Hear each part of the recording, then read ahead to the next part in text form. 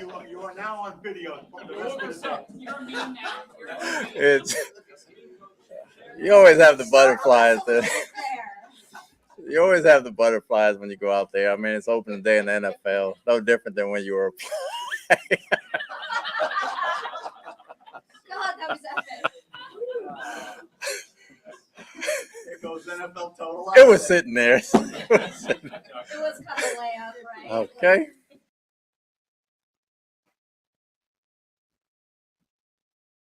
It's exciting!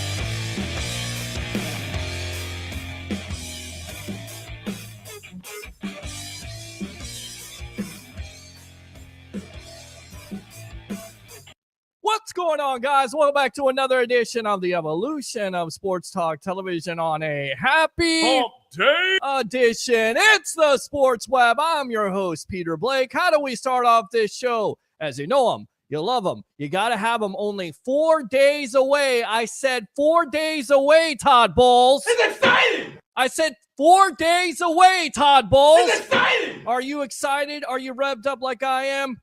I know I am. Bring your passion. Bring your excitement. Just don't bring any nonsense. On tonight's show, we'll have the legend himself, Mr. Neal Haggerty, former Coach Scout and now media member of Night Sports Productions and Amped Up Sports. We'll have our newest analyst of Amped Up Sports. We will have Mr. Ryan Neal talking about what else? College football in the debacle that was LSU. The debacle that was the Florida Gators. And oh my gosh, you got to be kidding me. The Florida State Seminoles. Yikes. Yikes, yikes, yikes. Of course, we will have my official handicapper extraordinaire, Mr. Harry the Greek, on, talking about what else. Lines football actually starts tomorrow night with the Kansas City Chiefs and the Baltimore Ravens. And then you got a game on Friday night. And then we get to Sunday as the Bucs will play the Commanders. And if that wasn't enough with all that football talk, because it's football season, last check, the Rays were winning 8-0. Congratulations to the Tampa Bay Rays. We'll see what they can do. But, you know, football season is here. That's what we're going to talk about tonight. And I definitely want to hear from you fans. We're going to put out predictions. I'll put out my final win prediction. You guys put out your final win prediction. Who's going to be the MVP of this team in your opinion? Is it Baker Mayfield? Is it Mike Evans? Is it Chris Godwin? Is it somebody I'm not mentioning? J.C. Allen put out a good article today or a couple days ago about some of the expectations, if you will, about what this team could be, what this team could accomplish. So we'll maybe go through that. But I want to hear from you Bucs fans tonight. Okay? I want to hear from you guys. Let's go! I want to hear from you guys. I want to hear from you guys. Check out them Bucs, baby. 727-255-0391. It's 727-255-0391. And then, again, if that wasn't enough, we'll talk Turnbuckle Talk, WWE, AEW action with the bodyguard of the Berg, Mr. Ralph Williams. So, without further ado, I see my co-host there in the back. Let's go ahead and get his intro on. Here we go.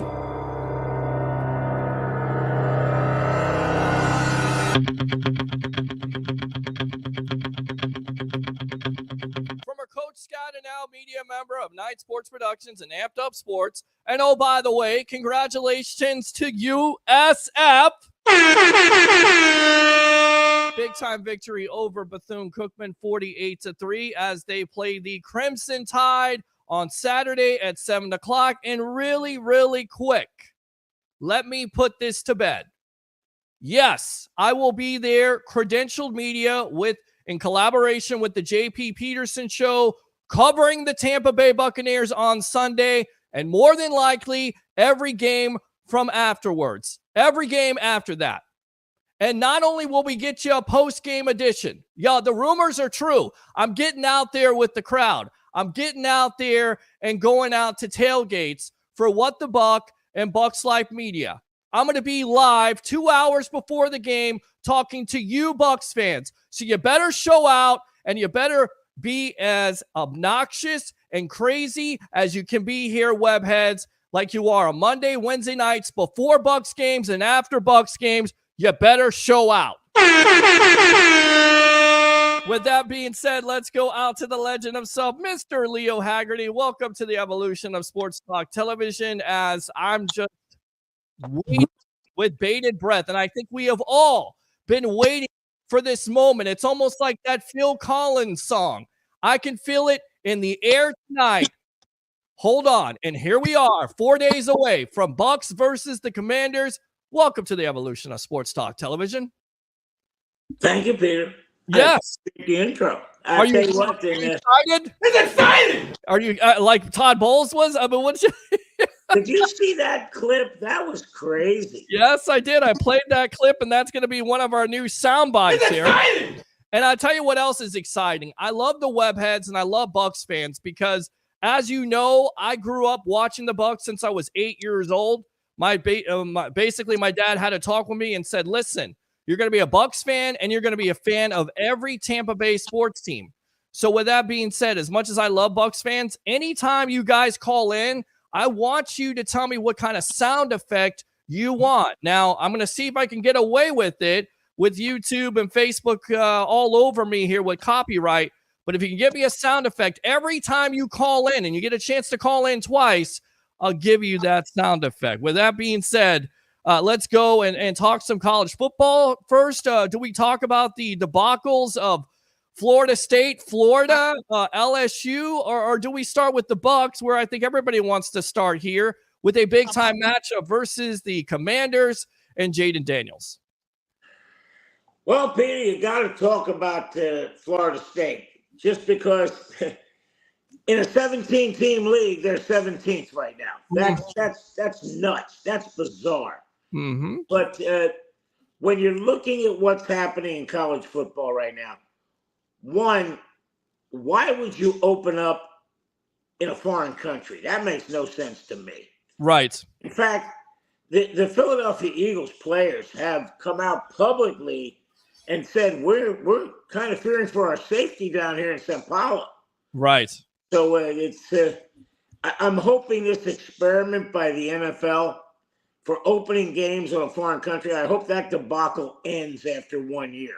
Well, I tell you right now, I know somebody wants to talk about the debacle that was Florida State. He wants to pat himself on the back, but I'm going to preface this by going full screen here.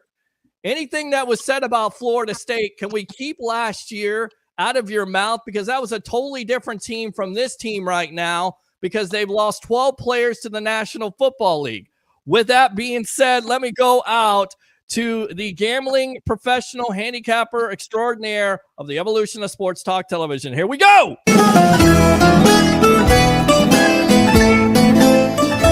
Mr. Harry the Greek, 4 days away from Bucs versus the Commanders. Welcome to the evolution of sports talk television. How are you doing tonight? Doing really good. Good evening, gentlemen, and you too, Peter. Well, thank you very much. I appreciate that. As always, stirring the yes, and by the way, you know who's excited? Todd Bowles. It's exciting. He's exciting. It is exciting. It's better than Byron Leftwich, right? Well, Leo, how are you, sir? Wait a minute. We got that one, too. How about them Bucs, baby? There you go. I'm hanging in there, Harry. We missed you Saturday night, but we got a soft spot for you for Miami. That's it. We definitely will get you out there for the Miami game. I'll tell you what, I know you want to talk about Florida State, but I want to get these guys talking about the Tampa Bay Buccaneers. So let's talk about that. Leo, how do you see this matchup? Does it come down to, once again, the Bucs defense not knowing what to expect from Jaden Daniels? We know what to expect. Do you think Todd Bowles and this defense will know what to expect on Sunday afternoon at 4:25? Well, I'll tell you what, guys, if the weather that hit here tonight shows up Sunday, all bets are off for anything. Yeah. I've been here 37 years, and I have never seen any type of deluge like we had tonight. Well, in fact, It's been like that for 4 straight days over here in Pinellas County.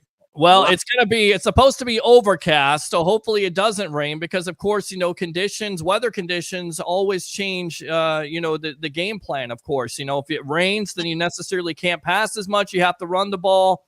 And, Leo, that could be a big-time challenge. And Harry, you can comment on this too. But going back to Jaden Daniels, how concerned do you think that Todd Bowles is and this defense is concerned about Daniels, Leo? I'll go back to Monty Kiffin. If you can remember Monty Kiffin's first look at Michael Vick, Atlanta had 210 yards rushing. Yeah. So that's, again, the fact that you haven't seen this kid play. Mm-hmm. There's not enough of a sample size. And the biggest fear I have, and Peter and Harry, I'm going to go back to when the Bucs won the Super Bowl. Mm-hmm. That first year, and they're playing Kansas City here, and Tyreek Hill scores twice, I think, in the first quarter. Right. I asked all their defensive backs, I said, guys, did you think he was that fast? He said, no, we didn't. The film didn't show. The film showed me he was fast. They didn't show me how fast he was. Take that forward to the Super Bowl. Now they know how fast he is. That's the same thing that's going to happen with USF when they see Milroe down in Alabama. Yeah, they prepared for him. They've seen him on film, but they haven't seen him up close and personal. So they're going to have to be a quick study. I think the Bucs are going to be a quick study with Jaden Daniels as well.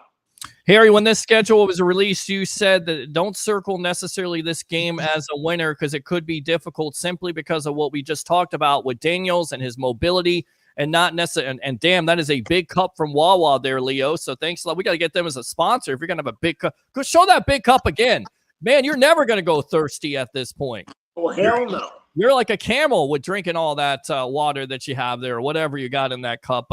Dealing with Harry, it would probably have to be alcohol. But with that being said, wow, Harry, listen, you said it best. It's going to be a tough matchup. That's right. With Daniels, not knowing, what to expect from him. So what do you see in this matchup on Sunday? Well, as I alluded to, I didn't even allude to it. I mean, again, Buccaneers fans are going to throw a lot of hate mail at me because I'm always the guy that always says that I'm a Buccaneer hater or I'm a Lightning hater. Or I'm just a Tampa Bay hater. It's not the fact. I'm a realist. I'm a professional handicapper. I've been doing this for the better part of 36, 37 years. I'm on record saying that the Tampa Bay Buccaneers are going to struggle in the first game of the season, but I'm also the man that said that this team can start out the season 5-1. This could be the game that they actually lose. Look, Tampa Bay has struggled for many years against a very mobile quarterback. That doesn't change because you have a different coaching staff. But FYI, every team in the National Football League has troubles facing a mobile quarterback, especially when they've never seen before. Yeah. So why is this going to be anything different? And if it does rain, Leo, this actually favors the Washington football team because of their running game and the commitment that they're going to have to the run, especially against the vaunted defense that the Tampa Bay Buccaneers have. That's my take. All right, good stuff there. I want to go back out to the comments here because we didn't read from the web heads. Again, open phone line, 727-255-0391. It's 727-255-0391. Let's go out to KR. First evening, guys. Go Bucs. Absolutely go Bucs. How about them Bucs, baby? Let's go out to Christopher O'Reilly. Good evening, Rolex reporter. Thank you very much for tuning in. Let's go out to Eric. Showtime boys. Absolutely. Hi, Pewter Blake. How you doing, Eric? Hi, everyone. Christopher O'Reilly again. What's up, my guy? Everybody saying hello. Excited about the start of the football season. Devin White's drama continues today.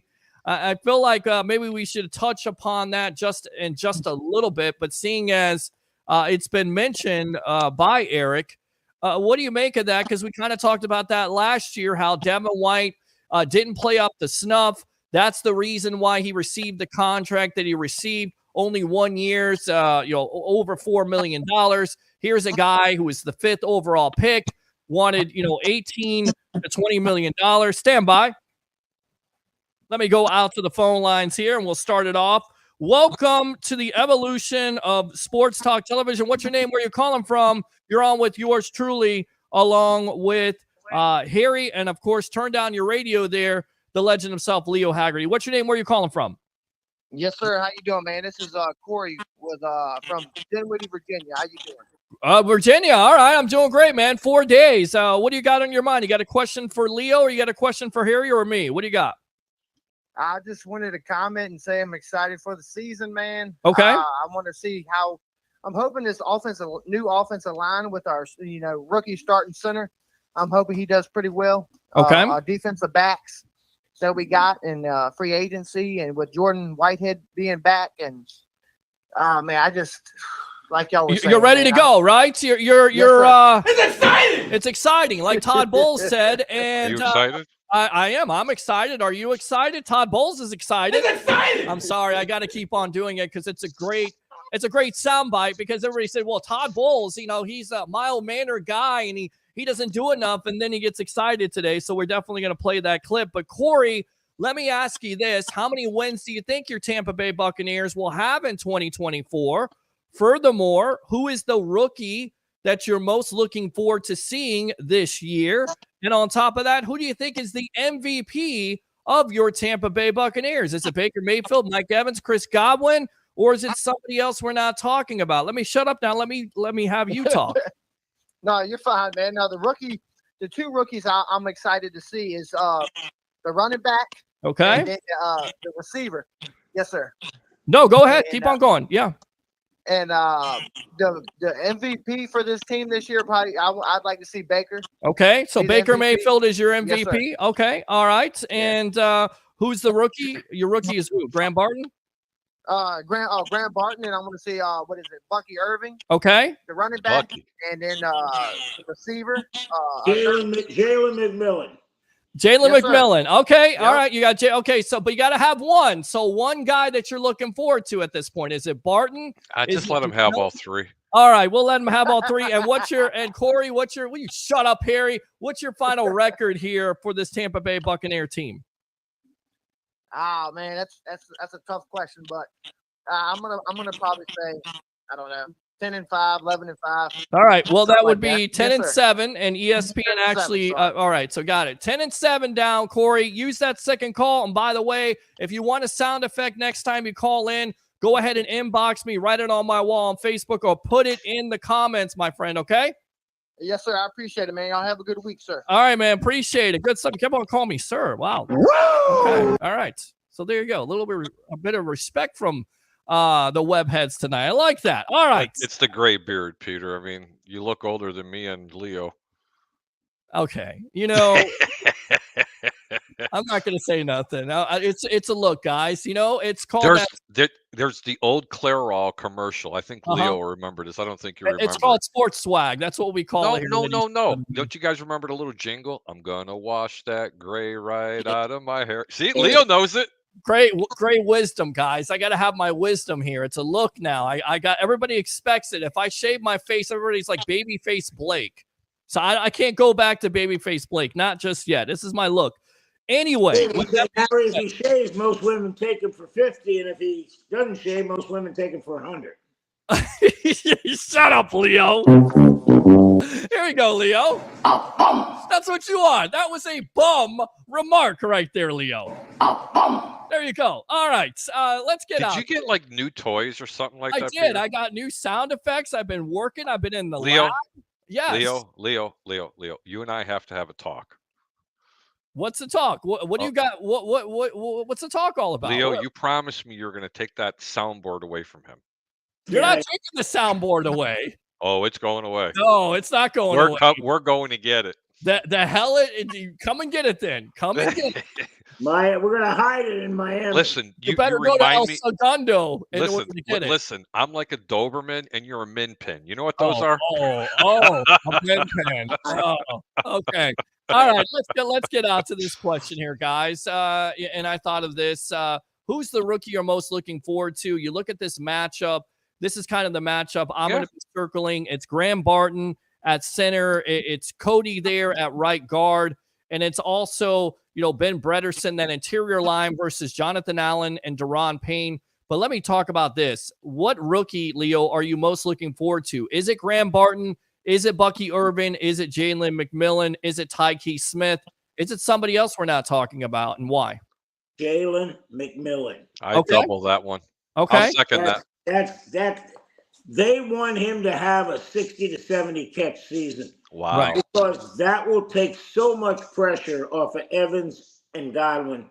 It's not even funny. Yeah. Now they're going to be forced to play people honest. No double teams, no nothing, no bracketing. Because if you do that, there's a guy on the other side who's about 6'2", 6'3", that can catch the football. Very true. And Mike Evans and, of course, Chris Godwin, I believe, could have a big part of this offense, maybe even more receiving yards than Mike Evans, because he's going to be put in his natural position of slot. And you remember, Harry, when he was somewhat of a focal point and back in that natural position, that offense ran a lot more smoother, if you will.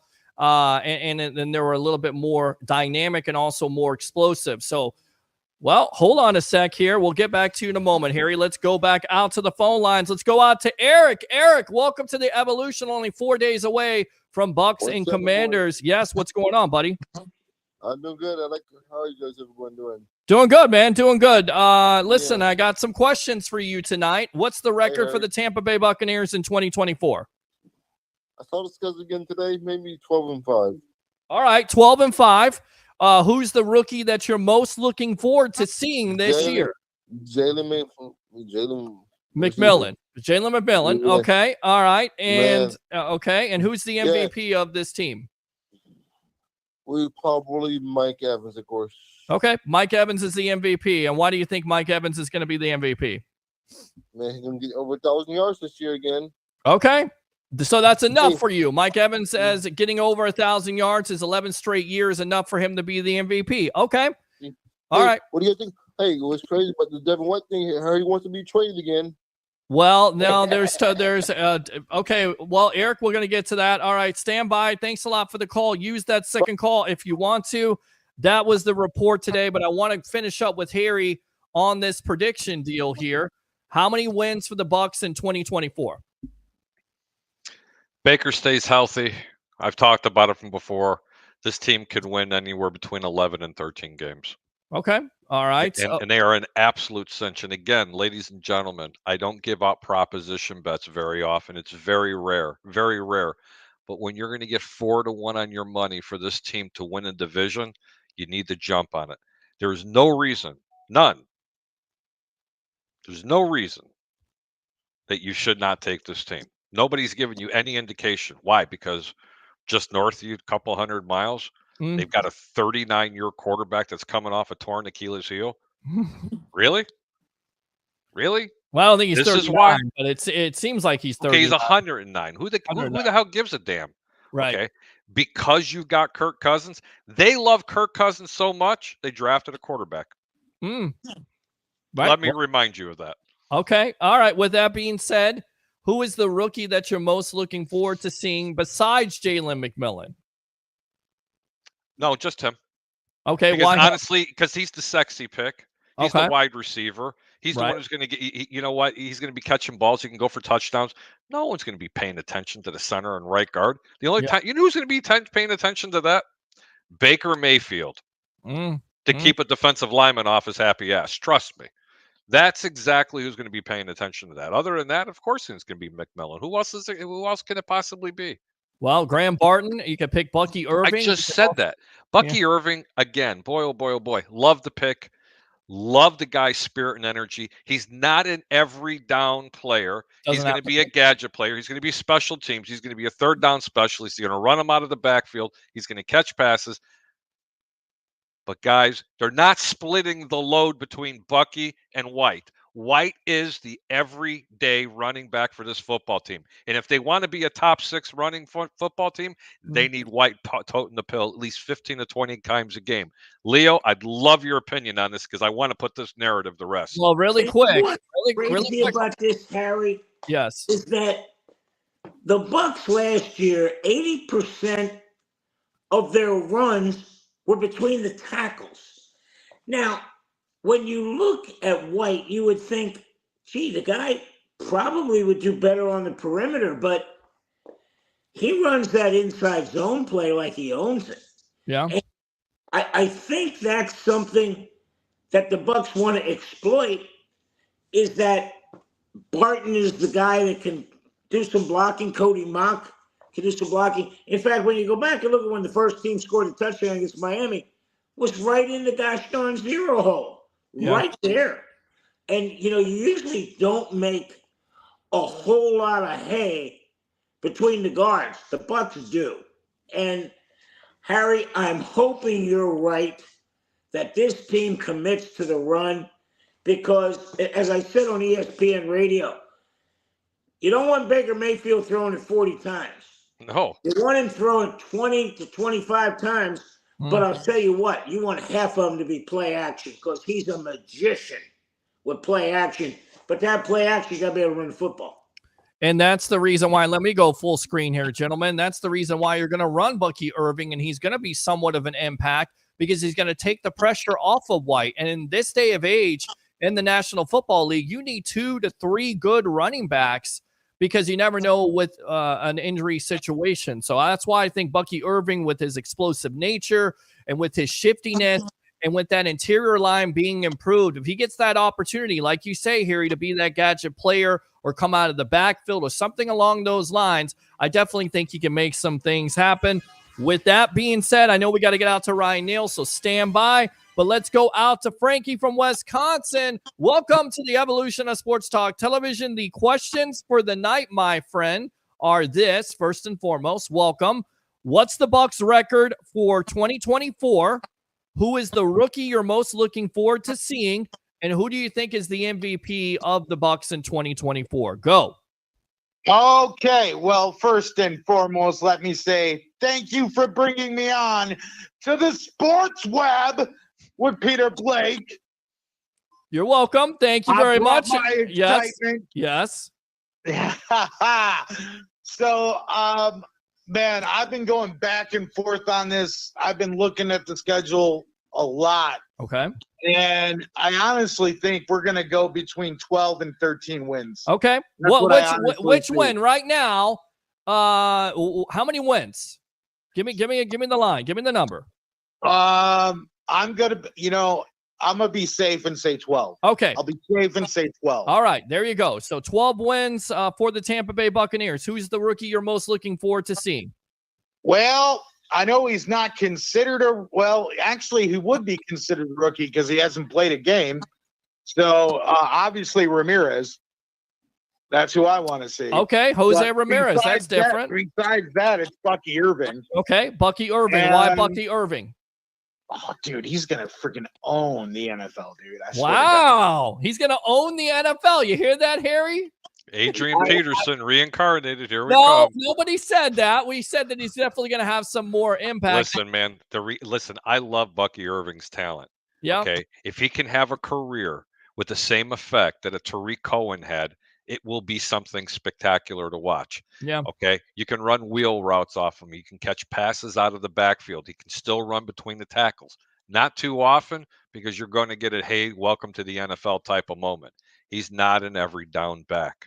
Yes, but he's going to be exciting to watch. He will be exciting to watch. I don't think we think he's an every down back. What we think, though, is he's going to be able to give White some rest there and definitely have some explosive plays and make some explosive plays. With that being said, was actually my sleeper pick. Okay, who's your MVP? In fantasy was picking Bucky Irving like in the late round, and everyone's looking at me like, why Bucky Irving? Just wait. Right. Okay. Just wait. Okay. Who's the MVP of the Bucs in 2024?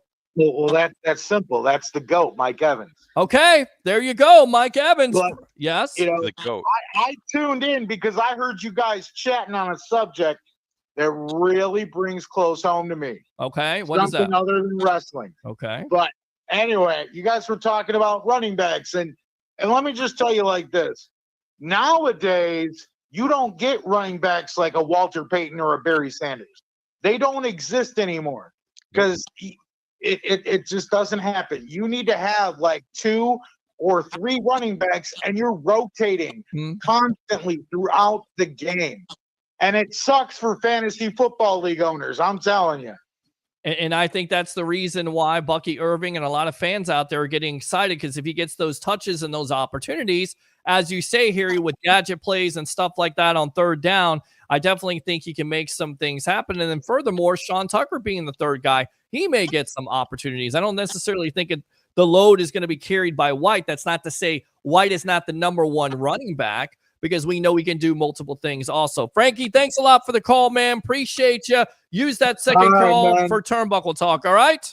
All right, will do, bro. Appreciate you. Good stuff there. Open phone line, 727-255-0391. It's 727-255-0391. Last question here, and then we'll get on to Devin White, and then we'll get on to our college football segment here, Harry, because I know you want to talk about Florida State, Florida, LSU, especially Ryan. He wants to talk about it. Who's the MVP of the Bucs in 2024, in your opinion? Baker stays healthy and they make it to the playoffs. How do you not give it to him? Exactly. That's exactly right. How do you not give it to Baker Mayfield? It's impossible. You can't. Yeah. I agree with you. I completely agree with you. The Devin White situation, this came out, and we'll get out to Ryan here in just a moment. This from Albert Breer. There were murmurs that the Eagles could trade Devin White before the cutdown because Zach Bond and Nakobe Dean both were really good in camp. So fair or not, White missing the opener won't help his case in a big role in this defense. Of course, we heard about White. He took off plays last year. In my opinion, you could see it on film. That's the reason why. He also was injured. Once again, he is injured. He didn't travel with the team to Brazil. So what do we make of this, Leo? Devin White, how the mighty have fallen, goes from the number 5th overall pick, goes from a guy that helped the Bucs in 2020 in that postseason, beat New Orleans, and now he's a guy that basically is an afterthought and is getting beat out by a second-year player and another player. Again, if you look at what Devin White did, he was a downhill linebacker. He was not a cover guy. And the problem is in the NFL now, you better be a cover guy. Right. Because the running game is secondary. Right. And, when we're talking about running backs, that word running back is a misnomer. Now it's catching back. If you can't catch the football, you can't get on the field for every down. You got to be able to run it a little bit, catch it a lot, and block like you're a monster. Love it. Not, you become a one down back, and that's not what anyone wants to be. Exactly, and that's what White has struggled with, Harry the Greek. He struggled with coverage. He can get after the quarterback, but once again, it's effort. And then on top of it, Bucs fans, they want to have something to say because he did nothing but trash the Bucs. Say that after he asked for a contract, that they, it was a good move at the end of the day by Jason Light to let him go and move on. This organization once again gets it right because I don't think White is going to be effective. He's already injured. I mean, what do you think about Devin White? His attitude overall, his level of play has definitely gone down the last couple of years. You don't have to go full screen to me. He's a cancer. Okay. I agree. That's it. Okay. I got no other answers for it. The guy's a complete cancer. Be gone. See you later. All right. I want to get out to Instagram really quick, and we'll get out to Ryan Neal. First and foremost, Matt, this guy's the next upcoming podcast. Keep up the work, bro. Thank you very much for tuning in on Instagram Live. And Petite Goddess has joined. She says, hello. Sorry about the Florida State Seminoles.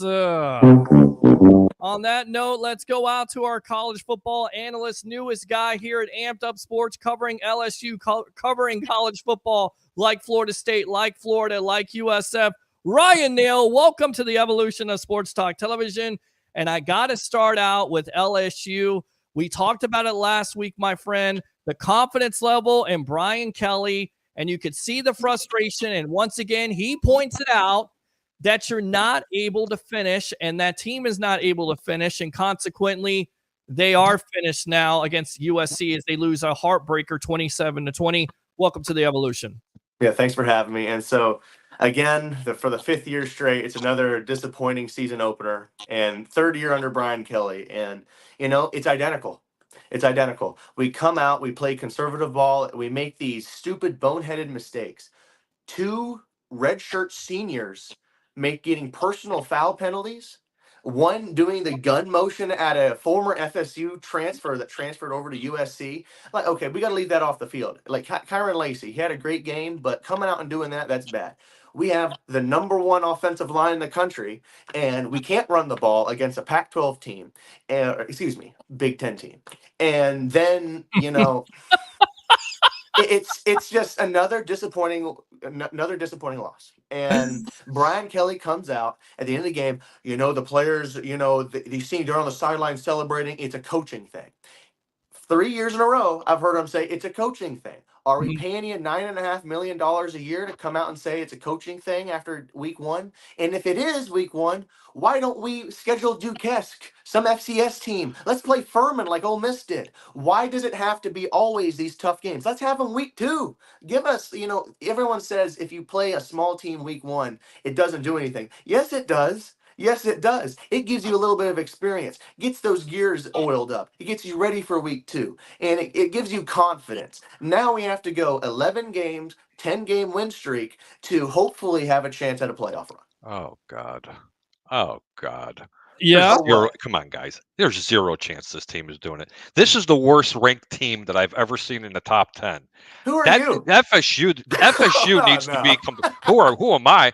I'm the guy that's a realist. Okay, FSU is not a good football team this year. It's a shame. We're talking wrong here. We're talking LSU. Oh, LSU. I thought you said FSU. Hold up, buddy. Okay, thank you very much. What's going on here? LSU. Here, you know what? I want to give a shout out to somebody. Okay, Heavy's Food Truck, Mr. Kendrick, my buddy, the man, the only guy that I will defer to when it comes to gambling. Man, I could have swore you said FSU, but since you said LSU, buddy, did I tell you not to play that game, brother? Oh my Lord, Brian Kelly, you need to grow up, man. Oh my God, I agree. How many more times can you blame everybody else except for your own dumbass? I don't get it. I agree completely. That's who I am, by the way. I thought you said FSU. I'm on a different tangent. Excuse me. I was like, wait, where's the hate here, brother? Yeah, there's no hate. No. You'll never hear. We'll get to FSU in a moment. You will never hear me hate on a football team. You're okay? good. Well, but I promise you. But hold on. That's not hate. That's called being a realist. Yeah, no. Okay, that's truly being a realist. I mean, after week 1, you know what? Let's switch to FSU real quick. Sure. After week 1, you go to Ireland, you put that kind of display on, and you're ranked 10th in the country. Who the hell's coming up with these polls? Yeah, it's been pretty bad. It's been absolutely awful. And then a team that beat them last year. Yes. You're a 17-point favorite? Mm-hmm. What? And then they come into your own house, run the ball all over you. They look like the better team all around. They looked like what FSU is supposed to look like against Boston College. And we have DJU, future car dealership salesman, who's going to be, he comes out and he looks like the same player at Clemson. His first year, he comes in #1 dual threat quarterback in the country. He's a big guy with a strong arm. You hear that every year with one guy, and they never seem to work out. And he goes into Clemson. It's the same thing. Has issues and basically left because Dabo said, "You don't have a starting job here, buddy. Go somewhere else." Goes to Oregon State, does a little better, and then FSU's like, "All right, come on in." And he's the same player from Clemson. Yeah, that's same player. That's a great point. Same player, Leo. Very inconsistent. And then on top of it, the worst part about it is you're trying to run an offense. You mentioned this on the JP Peterson show today. You're trying to run an offense where you need a mobile quarterback, and you have a guy that has cement boots on who has no mobility at the end of the day. And then on top of it, when you get past 5 yards to throw the ball, he's 3 for 12, something like that in the first half. I mean, it's disgraceful. You have to have a quarterback not only has some mobility, but is able to be accurate when it comes to throwing the ball down the field. And he's none of those things right now, Leo. Well, the scary thing is if you watch what LSU, let me get the right letters here. If you watch what FSU is doing. FSU, what the hell's the difference? Yeah, they're all losers right now. Yeah, all losers. Got that right. The fact that they're still trying to run a mobile offense where they're rolling the quarterback out tells me one of two things. One, they're planning on bringing somebody else in, or two, that offensive line isn't as good as they thought it was, and they can't protect the quarterback. They can't stop anybody either, Leo. Yeah. Did you notice that defense, what I was watching? But you know what? Let's give LSU a little bit of credit here. And let me explain why. LSU? No, this one's LSU. FSU or LSU? No, LSU. Okay. I know I'm never going to hear the end of this one, Ryan. I get it. We're talking about FSU right now. So FSU or LSU? Who are you talking about? No, I'm talking about LSU. Let's go back to them. Go back to LSU. Just real quick. I understand. It's been a long day, gentlemen. But give LSU a little bit of credit. They had to go all the way out to California. Okay? Let's be honest. That was not a really easy trip for them. And defense didn't look that good. We'll get to FSU about their defense as well. What defense? Hang on. Was LSU as bad as they showed, or could USC actually be a little bit better when people anticipated, even after losing Caleb Williams? And Ryan, I'd love to hear your opinion on that. Yeah, So go Ryan. my opinion on it is watching this defense last year to that first game. In my opinion, the defense played better than the offense. Like there are 2 plays that there was a dropped interception by a defensive lineman. Then there was 2 fumbles that they recovered. I remember. There was 3 opportunities for a turnover, something we never saw last year. Never saw it. If there was a pick, oh my God, we're throwing up. You know, there's a parade in Baton Rouge. There's a parade in the whole state. And that last game against USC, the defense, we had stops. We had third down stops on 3rd and short last year. When I watched Ole Miss, Alabama, any of those top key matchups, they smoked us. Any 3rd and 18, they had a better chance of converting on 3rd and 18 than our defense stopping. I promise you, it was insane. So the fact that we had stops, it warmed my heart. It was the best part. But what happens? Conservative play calling. We're doing offensive coordinators with our wide receiver coach Cortez Hankton, and then with our quarterback coach Joe Sloan. It's their first game calling plays together, and I feel like in the 3rd quarter they quit doing what worked, which was passing, and tried to run the ball more. And USC was stuffing our run. And what last thing on Brian Kelly? He hit the table harder than our offensive line was hitting.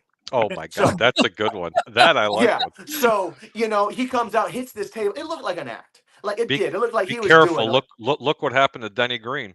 Well, yeah. Be careful from hitting the side of it. Yeah, well, you let him. I think you're a little too young to remember that one, Ryan. I know everything in college football were good. We let them off the hook. You want to crown them? Crown their asses. And that was Arizona versus the Chicago Bears on Monday Night Football. Where Rex Grossman throws 4 interceptions in the first half. Long story short, the defense scores 2 touchdowns, and Devin Hester runs 2 back for the Bears to win the football game. And I'm telling you, you think Brian Kelly had a meltdown? Oh, man. I've seen that famous video. Oh, my God. With that being said, seeing as you decided to crap all over FSU tonight, let's go ahead and talk about your team there, the Florida Gators. And I want to pat somebody on the back here. That would be Mr. Leo Haggerty, because he said that Cam Ward was going to be the real deal, that the U was going to be back. So let's talk about your Florida Gators, Harry. Excuse me. Yes. Excuse me. If you remember correctly, I said the best team in Florida was going to come out of South Florida, which was the University of Miami. And I also said this might be one of the best teams in the entire country, and they're a long shot. Nobody's beaten Georgia again. Let's be real. The SEC is still the best conference in the country. Okay. But the University of Miami, that team is for real. Well, wait till you see this team play. Let's talk about that game, because we're definitely going to crap on the Florida Gators. Even without 2 live crew. Leo, do you know who they are? Yes, Leo does know who they are, probably, right? They're right up there with Millie Vanilli. Shut up, Leo. All right, Leo, talk about Cam Ward and what the heck was that what was worse defense? Was it LSU's defense? Was it FSU's defense? Or was it Florida's defense versus the Miami Hurricanes on Saturday? You could have lined all the teams up and they couldn't stop Miami. Yeah, let's be honest here. LSU's defense was so much better than last year. It wasn't even funny. They kept a team in the 20s. Right. That's the first. I didn't see that all year. And when you look at Florida's defense, I think we're still looking for it. Where's it at? But again, you better go into a game and be able to score in the 20s or 30s, because with all the rules favoring the offense in college football, teams are going to get at least 20. Yeah. Probably in the 30s. So, yeah, you better score some points. And again, I would stay up to 2 a.m. to watch Washington State play. Right. And everybody said, why? I said 2 words, Cam Ward. Right. Cam Ward almost single-handedly beat Washington last year by himself. Right. And when I kept telling people, I said, he's that missing piece down in Miami. And Miami, top to bottom in their roster, may be the best team in the country. That's what I said. Wow. So I said the same thing. This team Yeah. is that good. Leo, you're not. It's not far stretched at all. This team is actually stacked. And here, Peter, I'm going to put you through a test. Yeah, sure, go for it. What's the 88% rule? 88% rule is if the away team is favored by 2.5, you take the home team 88% of the time. 88% of the time. Not only does the home Thank team you. cover, but they typically win. Anybody want to take a guess what that line was from Miami versus Florida? 2.5. 2.5 points. Wow. Okay. So there's the case that only 12% of the times the road team not only covers and wins. Yeah. True state. Wow. You can look it up for 8 years in a row. At game time, if the road team is a 2.5 point favorite, yeah, you typically take the home team. And if you can't bet the home team, don't bet the game at all. That was a joke, what you're seeing out there. So again, I don't know who the people are who make these polls or how they rank these teams or what Vegas is doing to those lines. But man, that was a complete layup, man. I mean, a complete layup for any kind of better. Well, and you know what, guys? I'm going to put it out there. For my final in the NCAA, I got Miami in the finals. Okay. But I don't have them against Georgia. I got them against Ohio State. I'll tell you That what. would be a banger.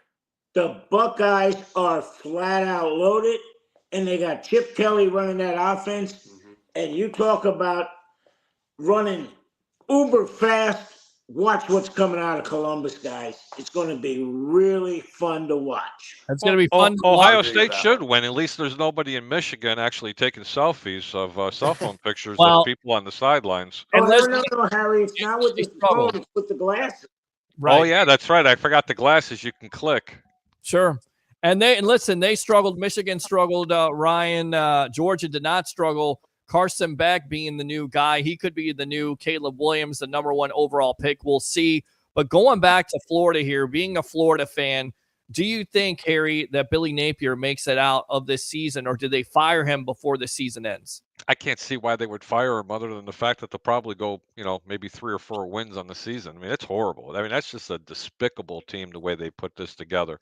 And the Gators and the organization should be absolutely ashamed about their recruiting. It's horrible. I've never seen anything like it. I don't know which is worth. After this, so. I don't know what's worth, FSU or the Gators. I really don't know. And I probably have to say the Gators. Well, the Gators are worse because FSU actually went 13-0, but now you can see when you lose 12 players to the National Football League, what happens, and you don't pick the right guys and you pay the wrong guys. That's not a fair statement, because look what happens just north of the border up in Georgia or up in Alabama, where they're continually every single year losing 10 or 12 players. Yeah, listen, that's a fair statement, but they did a better job than FSU when it came to NIL and recruiting and transfer portal, and they're not the right guys, and they look like they're not the right guys. Let me go out to you, Ryan, because you want to talk about the Florida Gators, and I promise Bucs fans we'll get back to Bucs predictions here, but we're definitely talking some college football here on the Evolution. So, Ryan, what did you have to say about Florida? 2 things. The defense regressed, which surprised me. I thought the defense on Florida was going to play somewhat better. It looked like the secondary got worse. The offense completely regressed. And DJ Lagway, put him in now. He already said he's going to be the starter next week. Graham Mertz, I think, went down with an ankle sprain. I'm looking forward to that with DJ Lagway coming in. But for Florida fans, do y'all miss Dan Mullen? That's my question, because he made it to 3 New Year's Six bowls. I miss him if I'm a Florida fan. How about this? Here's a fair statement. Florida State, I don't know if they're worse than the Gators. They picked up Georgia Tech in game 1 in Ireland, and then they played Boston College. Yeah. The Gators had to pick up probably arguably the best team in the country in the Miami Hurricanes. Yeah. Okay. That's not even a fair assessment. So let's pump our brakes. No, this team is not going to be ranked this year. Do I think their defense is as bad as what they've shown? Not even close. Offensively, I think they're challenged, but who knows, man? They just ran Right. into a buzzsaw. I think DJ Lagway is going to give some help to that. I really do. I'm hoping was pretty highly touted coming out of high school, but it was pretty. The one touchdown that Miami got, I think that when it put it up 38-10 or whatever, and you see it was in front of the Florida recruits who were on a visit, and they're all telling them come to Miami. They're all throwing up to you in front of them. That was probably one of the worst moments as a Florida fan I've seen in a while. Hey guys, I'm gonna throw this out for you. Sure. If Miami isn't the number one team in Florida, is it Central Florida? Wow, I that's like the thinking, man. That's really cool. Well, I got something for you. Here's something that you may understand or may know what this fight song is all about. USF, when all is said and done, may be the second best team in the state of Florida because of Byron Brown. And with that being, I know, Harry, they got no chance in the world against who? Alabama. Against Alabama. But let's talk. Sure, they do, Pete. Let's talk about, gentlemen. By the way, we will be covering that game, post-game edition, after hopefully a USF win over the Crimson Tide. We'll see. But Leo, in Tuscaloosa. Right. It's going to be tough. But listen, USF played them tough last year. We'll see what happens. The Bulls, how do they win this game, Leo? What's their biggest advantage over Alabama? Is it Byron Brown? What is it? First of all, it's all going to depend upon third down. Okay. If USF can get off the field, now, if it's 3rd and 2, 3rd and 3, Alabama's going to convert. Right. It's the 3rd and 8 to 10 to 12 yards. They got to get off the field. They can't give Alabama extra possessions because now they're going to wear them down. The biggest problem USF has, and I asked Coach Orlando that today, is your biggest fear that Alabama's just going to play big boy football and run it down your throat? That's what would scare me, because by the time we get to the fourth quarter, those defensive linemen for the green and gold, they're going to be spent. The second thing, and I asked Coach Gordon this, the offensive coordinator, 3 and outs are going to be fatal, aren't they? I said, yeah. We've got to at least get 1 first down every time we have the ball. We just can't go and take 30 seconds off the clock and then have our daggone defense back on the field. That just won't work. So what do you think the line is, Leo? 31, Harry. You think it's 31? Ryan? That's where it was. 28. Close. Pete? 29. It's 29.5. But here's the interesting part. If you would have held my hand to the fire, I would have said this game would have been 40 to 42 points, Alabama being in favor, for multiple reasons. The first one was because it was a close game last year, but there was a lot of underlying circumstances. But you know what? All is fair in love and war, especially when it comes to gambling. It was raining that year. Nick Saban had a real well, I'm trying to stay nice. It's not brain fart with or stubborn being stubborn. Yeah, he didn't want to play his quarterback. It's just right. No. He wanted Harry. He wanted to shut up his fan base. Who said, "Oh, you need the other guy." Well, he put the other guys in and showed no. And you remember there was an hour and a half delay, if I'm not mistaken. You were at the game, if I remember correctly. It was absolutely horrible. The conditions were, but this game is 29.5 points. It's a scary game to bet. It truly is, because of all the reasons that I gave you from last year. But here's a good one for you. The total's only 63.5 points. My question is, Ryan, I'll start with you. How many points do you think that the USF Bulls will actually put up against Alabama? And I'll tell you if that game will go over or under. I'm kind of thinking that the It's the main question is did Alabama's offense get better than last year? No. How many points will USF put up? I'm thinking 17. 17? Leo. That's where I'm going at. This is interesting. How about you, Leo? 24. Okay. Peter? Yeah, I'm going to say 24 also. I think they're going to be more explosive than a lot of people think with Brown at the controls there. Alabama, it will put up a minimum of 45 points here. Leo, if they score 24, it's a definite over in this game. Harry, minimum, because DeBoer wants to send a message that hey, Nick may not be on the sideline, but it's in good hands. All right, so final thing here from Ryan Neal, our newest college football analyst on Amped Up Sports. Give me a prediction for your Saints. How many wins do they have in 2024? Wow. Who is the rookie that you're most looking forward to? And who's the MVP of the 2024 New Orleans Saints? Because you got a little New Orleans flavor here on the Evolution. Here we go. Is he again a with our Bayou? prediction of Are this. you from the Bayou, Ryan? Yeah, he is. I was born in Louisiana, Lafayette. Let me tell you something. Greatest people in this country come from that part of the woods. Well, there you go. That's why we got him on the Evolution. We're 50th in education, 49th in infrastructure, but number 1 in food. So it makes up for it. That's great. But with the Saints this year, I'm kind of, I'm pretty negative about them because last year I didn't like nothing about them with the offense and with Dennis Allen and the play calling. I'm kind of seeing 6-11, maybe a 7-10, something like that. Okay. And I think we finally say, let's get rid of Derek, broken down Carr, throw him out. And then the rookie MVP Kool-Aid McKinstry. Okay. I just love his name. Yeah, he changed it. He changed it legally, and if he doesn't have a good career just because of the name, it's upsetting. But I think he's gonna have a good one. And I liked what he did at Alabama. He was a dog, and the reason why he was taken in a second was no one was throwing his way. He didn't have any highlights because no one was going that way. They were throwing to the other side of the field. And then MVP of the year, Olave. He's our best player. All right. Or Lattimore.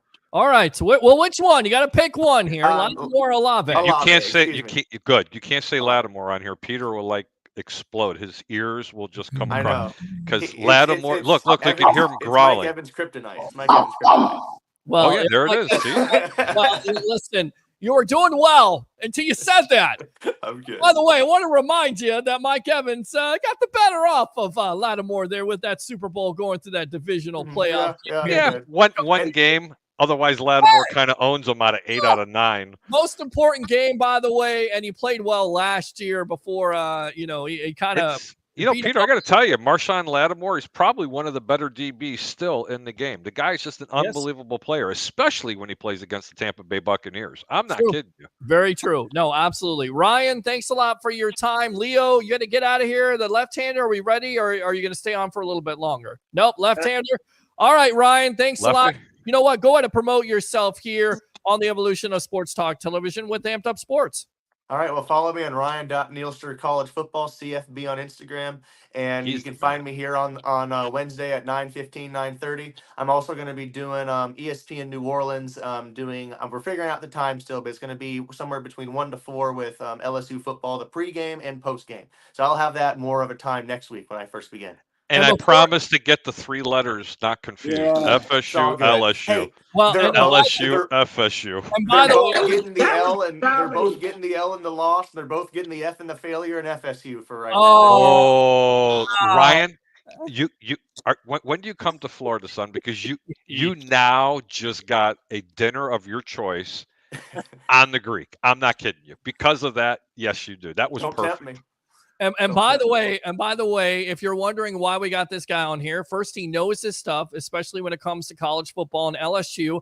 And also, we get a little enemy perspective here when it comes to the Saints and New Orleans football. So we know what we're doing here on the Evolution. Ryan, thanks a lot for your time here on the Evolution. All right. Thanks for having me. Hey, Ryan, before you go, always bring up Marshawn Lattimore. Peter will love you for it. I know. I know he loves it. Listen, I'm going to tell you right now, Mike Evans kicked his ass in the divisional game, and will kick his ass again.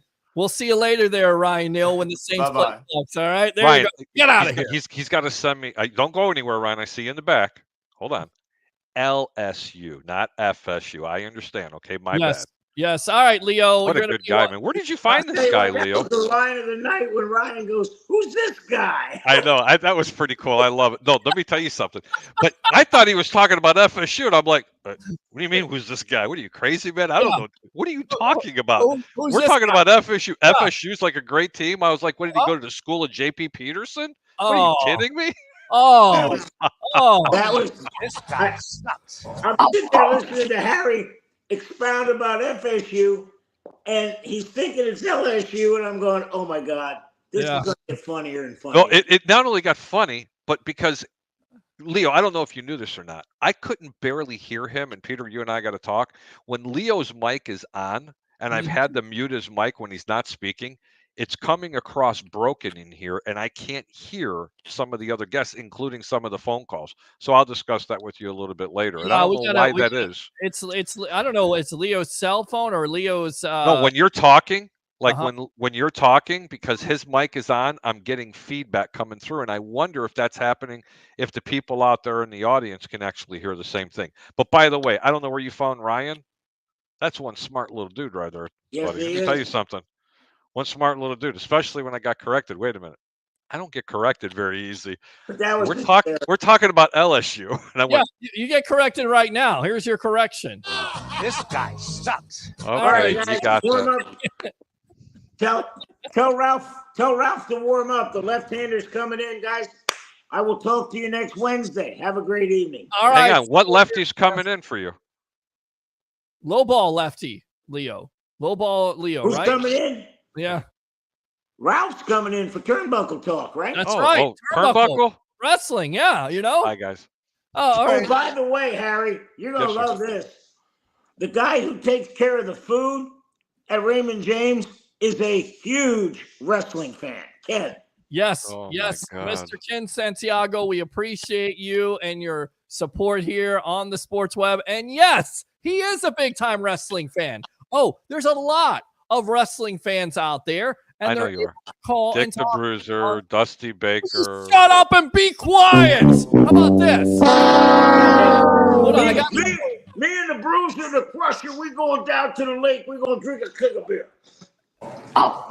That's you right there. Leo, I got to know because I haven't been able to talk to you. I've been working a lot of hours this week, especially trying to get week for week one. And tomorrow's game one of the National Football League. And you can't let you go, buddy.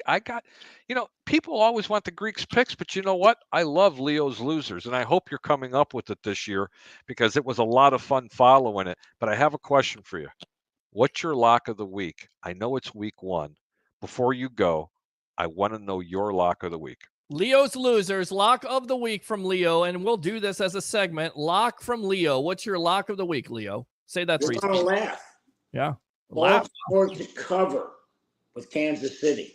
Okay. Wow. The Baltimore toughest game of the week. And you got the cojones to go ahead and pick that game? Yes. Kansas City hasn't played well in the opener in the last 2 years. Good It's stat. LSU of the NFL. Oof. Wow. Good stat. Okay. Give me one more. Sadly, I think Green Bay. is You like gonna Green cover Bay? against the Eagles because why they're playing in Sao Paulo and the Eagles players have come out publicly and said we don't think it's safe down here. So that's not good. And I'll tell you what the Bucs put on the Eagles last year in the playoff, I don't think that's got away yet. And that's just going to be a problem for Philadelphia. Plus, you got to go 5,600 miles to play a team that's only 1,000 miles away. Makes no sense. But I'll tell you what, guys, if you go to Sunday, be careful what you ask for with the 49ers. Do you like them that much, Leo? No. I don't know how good they are. I still think they're going to figure out Brock Purdy. Okay. I still think that I still think that the 49ers, I'll let you go, are going to regress this year. I went on record saying that the other team that's going to regress, you ready, are the Buffalo Bills. And they're going to have a very, very, very difficult time. They're going to be a top 5 defense in the AFC, but they're going to have a difficult time putting points up. But Leo, I want to give you 2 locks for the week. Okay, let's hear it. I don't want to disagree with you, but I gave these picks to Pete last week. I'm sorry, I gave the picks to Pete, and he shared it on the JP Peterson show. Yes. I'm the opposite of you. Philadelphia is my top pick, laying the 2.5 points. I think that taste is still sitting in their mouth, and they have to get on. This team is much better than what they're showing on paper. And you ready, Leo? Here's the second best pick. Minnesota at the Giants. and it isn't the Vikings. Take the Giants at home plus the points this week. I don't know what else to say. And also, Leo, I got a little trivia question for you. When was the last time you seen in week 1 that there was no total under 40 points to start the season? That's all for a different segment. Do you know why that is, Leo? Because preseason offenses don't get to play in the second half. This is going to be a preseason game for the first 2 or 3 games.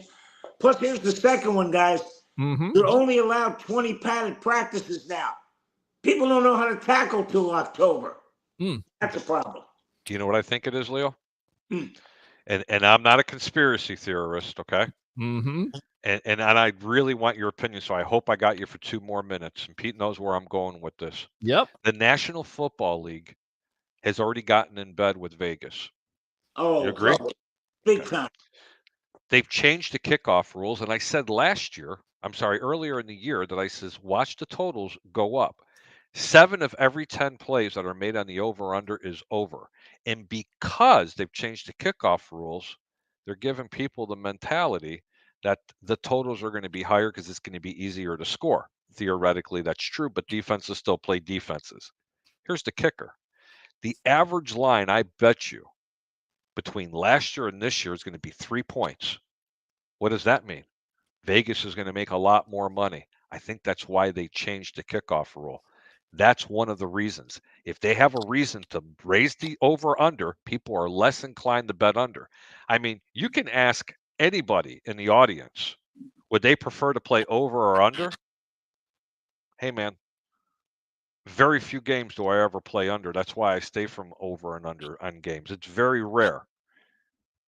Vegas is going to make an absolute fortune because of that kickoff rule, because now they've raised the totals up a minimum of 3 points. Leo, I can't remember in the existence of my life that there didn't start a year where there wasn't at least 1 or 2 games where the total was below 40. There's 36s, 37, 38s, 39s. Now everything is 42 to 50. Do you and think it's going to get worse. Do you think there's an opportunity crazy, here? Harry? Yeah. I would almost bet you that when you get done with the 16 opening games, I'll bet the under hits more than the over. Oh, no, especially now it's going to be under because Vegas is raising those totals because people are betting so much on the overs. I'm telling you, someday I'll sit down and I'll talk to you because some people are going to say, you're just a conspiracy theorist. There's a reason why the NFL does everything. And trust me, ladies and gentlemen, this one ties around money. Yeah, one last thing, guys. One last thing before I go. You know why the NFL ran Chip Kelly out? Because they played so fast, they got done in under 3 hours. Hey, Peter, you're laughing. That's true, Peter. Remember his last year, the referees wouldn't let him go fast.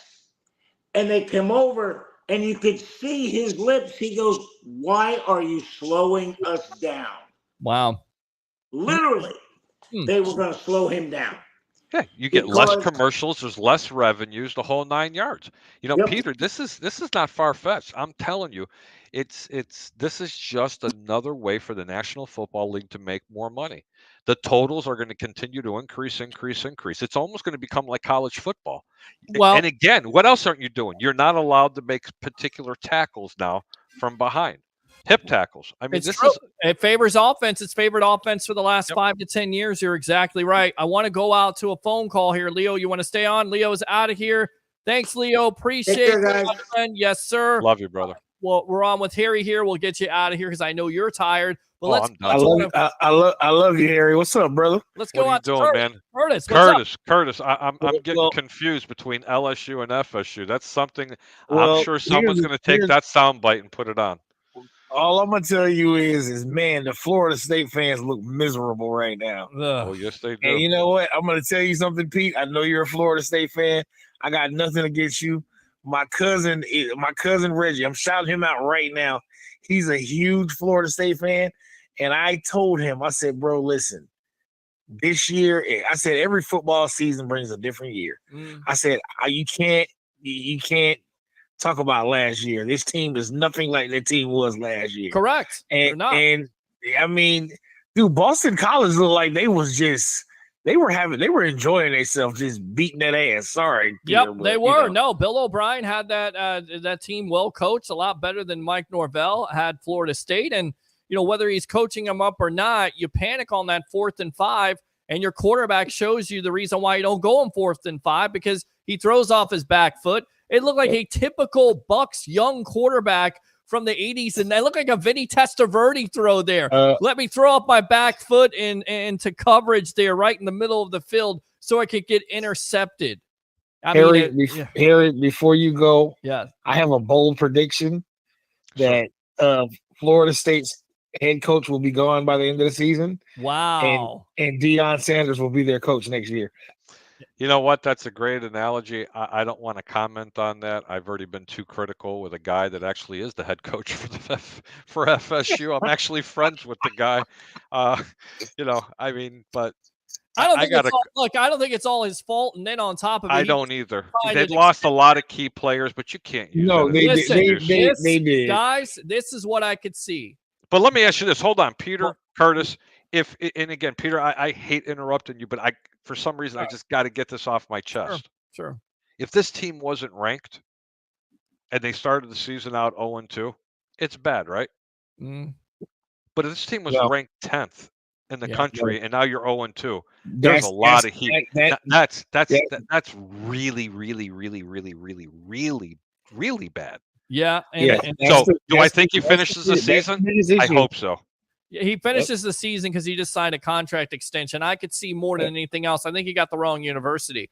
I honestly think if things do not work out in Colorado, that Deion Sanders could end up being the new Florida Gator head coach. And the reason why he would do that is simply what Curtis just said, because FSU turned him down just out of spite, because he wants to get back to the state of Florida. And what better way to do that than with the Florida Gators? Is it true that you can't call him coach? Or you can't call him Deion. He has to be called Coach Prime. Coach Prime, yes, sir. Yes. Is that true? Is that he won't give an interview? You know what? Yeah. I'm gonna say this. I think he would have been better off from the beginning taking the USF job. No way. I know. And listen, the only reason he went to Colorado is because it was a Power 5 team. That's the only reason he went. I get that, but I think Alex Golesh just talking to him. He went from a D2 school and had an opportunity for D1. I don't care if Walter Payton was still walking around. They just don't hand out D1 coaches for these organizations. He had to come in. He had to earn his stripes, and he did. He did a good job in a D2 school. Yeah, and okay, how about this? Colorado had won 4 games in 3 years. Mm-hmm. Oh, they were horrible. Sure. And he won 4 games last year. But you saw after that start, you saw them suffer. You're right. And they barely survived. Yeah, but they had a horror. Well, if you look at them now, they still have a horrible offensive line. Yeah. His son is getting beat to death. Yes. And back there, I mean, his release has gotten faster. I watched that the other night. Better. But listen, would that have changed here at USF? I don't necessarily think so, because that's about, again, transfer portal. That's about NIL agreement. USF's got a pretty good team. Alex Golesh is the perfect guy, perfect man for this. I'll tell you something. USF's a pretty good team. Yeah. But Pete, what you have to remember is all the big names that have came out and helped Coach Prime.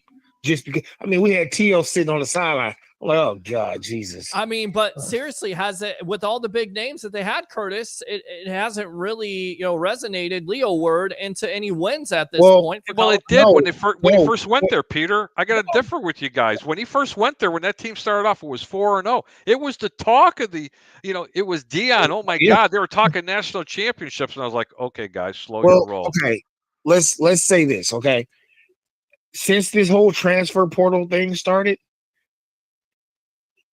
any talent can go anywhere now. Mm-hmm. That's why we see all these teams with all this talent. It's not like Nick Saban and Ohio State and Clemson have a monopoly on stuff anymore. They don't. You see all this talent spread around college football now. Yeah. So it matters, but it kind of doesn't matter where you go play nowadays because the talent is so evenly spread out. Because guess what? I mean, most kids are going to go after the biggest check that they can get. I mean, if I was fresh out of high school and I was going to college and somebody offered me $2 million to go play in Utah, some kids don't even know where Utah is. But $2 million to go to Utah, I'm going to Utah. Well, yeah, but that's the problem. That's the big thing there. You get the guy, you pay him, and then he's not productive or he's not the right player for your program in the first place, and he's not productive. And you do the same thing with DJU. You miss out on Cam Ward, you go with DJU. DJU was a very inconsistent quarterback, was very inconsistent. Man, with you know Clemson. what? When I saw that he was their quarterback, I was like, oh God. Right, but he won some games with Oregon State versus what? Pac-12 defenses, which are nothing to write home about. So maybe those numbers, maybe about it, they were inflated, but he's the same type of quarterback. And listen, that is one of the most important things as a head coach. You got to get right. That's what you got in Georgia. You got that quarterback position right. That's what you got at Alabama. You get that quarterback position right. That's what you got at Michigan with Jim Harbaugh. You got the quarterback position right. And he missed a lot of times and finally got it right with McCarthy. So it's just like the National Football League. If you don't have a quarterback, you're not going anywhere. Well, that's why FSU is not going anywhere right now. What's the kid that transferred to Miami this year? I forgot where he came Cam Ward. from. Well, Cam Ward, and he came from Washington State. That's right. Yes. That's absolutely right. Yes. You know what? I'm going to bring up this comment because this pertains to everything here. This is John Momoa. He says Deion wouldn't go to Florida. Come on now. That's like believing Deion was close to joining USF. Not happening. Won't happen. Never will happen. Once his kids leave for the NFL, he'll leave for retirement again. He's only given his kids a platform to showcase their skills on a bigger stage to help NFL stock. Follow the money. That's always been Deion. Let me tell you something. That's the comment right there. That's a realist. That's why I'm friends with this guy, because he knows realistic things. You know what the other real reason is? Oh, jeez. Right, John? A bum. That's you right there. We got your bum. Let me tell you something. Going back to Colorado, Shedeur Sanders. Yeah. After the fourth game, they were talking about him being a better quarterback than Caleb Williams. What are they putting in kids' cereal? Because that is what the media does, and that's what they wanted to do. And John, you're somewhat right, but I definitely think that USF was in that conversation to a certain. He was never degree. coming here. I'm telling you, there were reports out there, and this is from Bubba the Love Sponge. Oh, that's credible, Mr. Todd Club himself. That's real credible. I believe he did an interview with Prime, and Prime even admitted to saying that USF. That I did not know. He did talk to USF about it. They did have conversations, and the reason why you have that conversation is because locally it's Florida.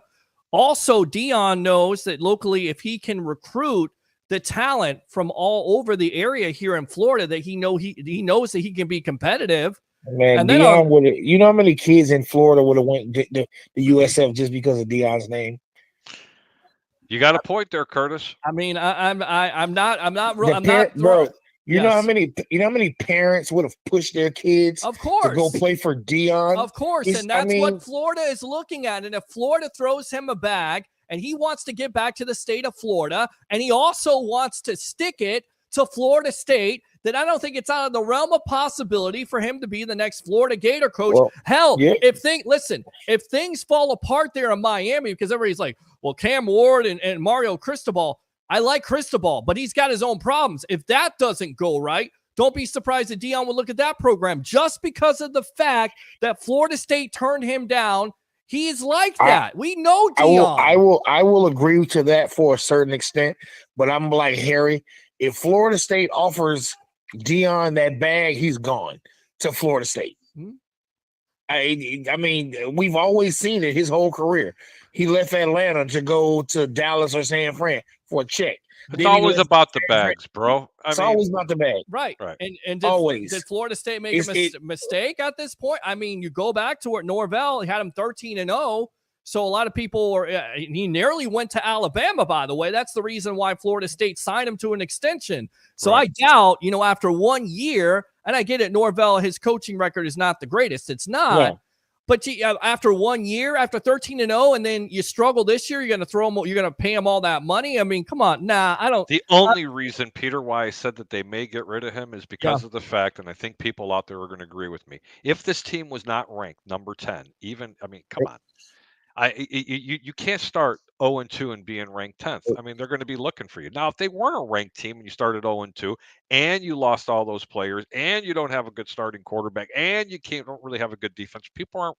They're going to kind of expect it, and they're going to be a little bit more patient. But when you're the 10th ranked team in the in the NCAA, they're going to want some results. 1-1 still would have been a catastrophe. 0-2, that's like an apocalypse. And then if you pay attention, all the big names at the top of the ACC have lost except for Miami. Yeah, that's true. Every one of them, Virginia Tech, Clemson, Florida State, like all of them. I'm like, what is going on? It's a wide open conference, and that's the shame of it. You had an opportunity to win that Georgia Tech game, and you're not able to stop anybody because your lines are soft as Charmin. And on top of it, you need a stop. You don't get that stop.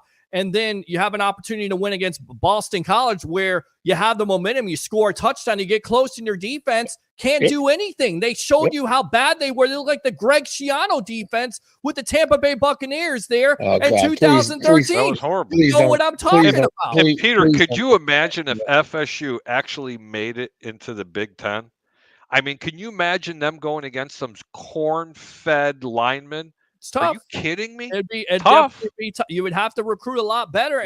They're not playing Georgia Tech and they're not playing Boston College. They're playing the likes of teams that aren't that good, like Northwestern, Minnesota. How about Iowa, Wisconsin, Michigan State, Purdue? I get it. I definitely get it. Even there's a lot of. It's all about this, Peter. I gotta go, brother. I'd love to hang out with you. Wait, Harry. I got one more for you, Harry, and I know you got to go, but this one is for me. It's been bothering me all day. Texas and Michigan play Saturday, right? One more time? Texas and Michigan play Saturday. Okay. And they're playing in Michigan. What's the line? I'm nervous about the money because I've been watching the bets. And I think it's like 92% of all the money has been put on Texas. All right, so Texas. Well, because Texas is the sexy team to play with right now. Okay. You know, losing Jim Harbaugh in there, that's really gonna take a look. That school's gonna regress a little bit, but let me tell you something. Michigan's are still a really good football team. I know tell you what this line is. Go ahead and keep talking, Pete. Let me go ahead and look this up because here it is. Texas is a 7.5 point favorite at Michigan. If you want to bet Texas minus 7.5 on the road going to that house, you just don't like money. I'm not saying that they can't. I can't. I'm not telling you, that they can't win and cover it, but I'm not putting my money on that. I'd have to go back to Michigan. That's exactly what I was saying. I'm like, man, listen, Texas has a good team. They really do.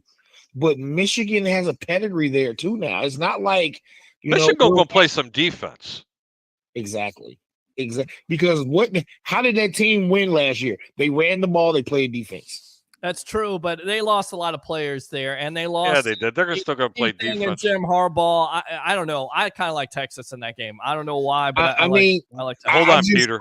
That means they got to win the game by 8 or more on the road in Michigan. That's what I'm saying, Peter. I don't believe that.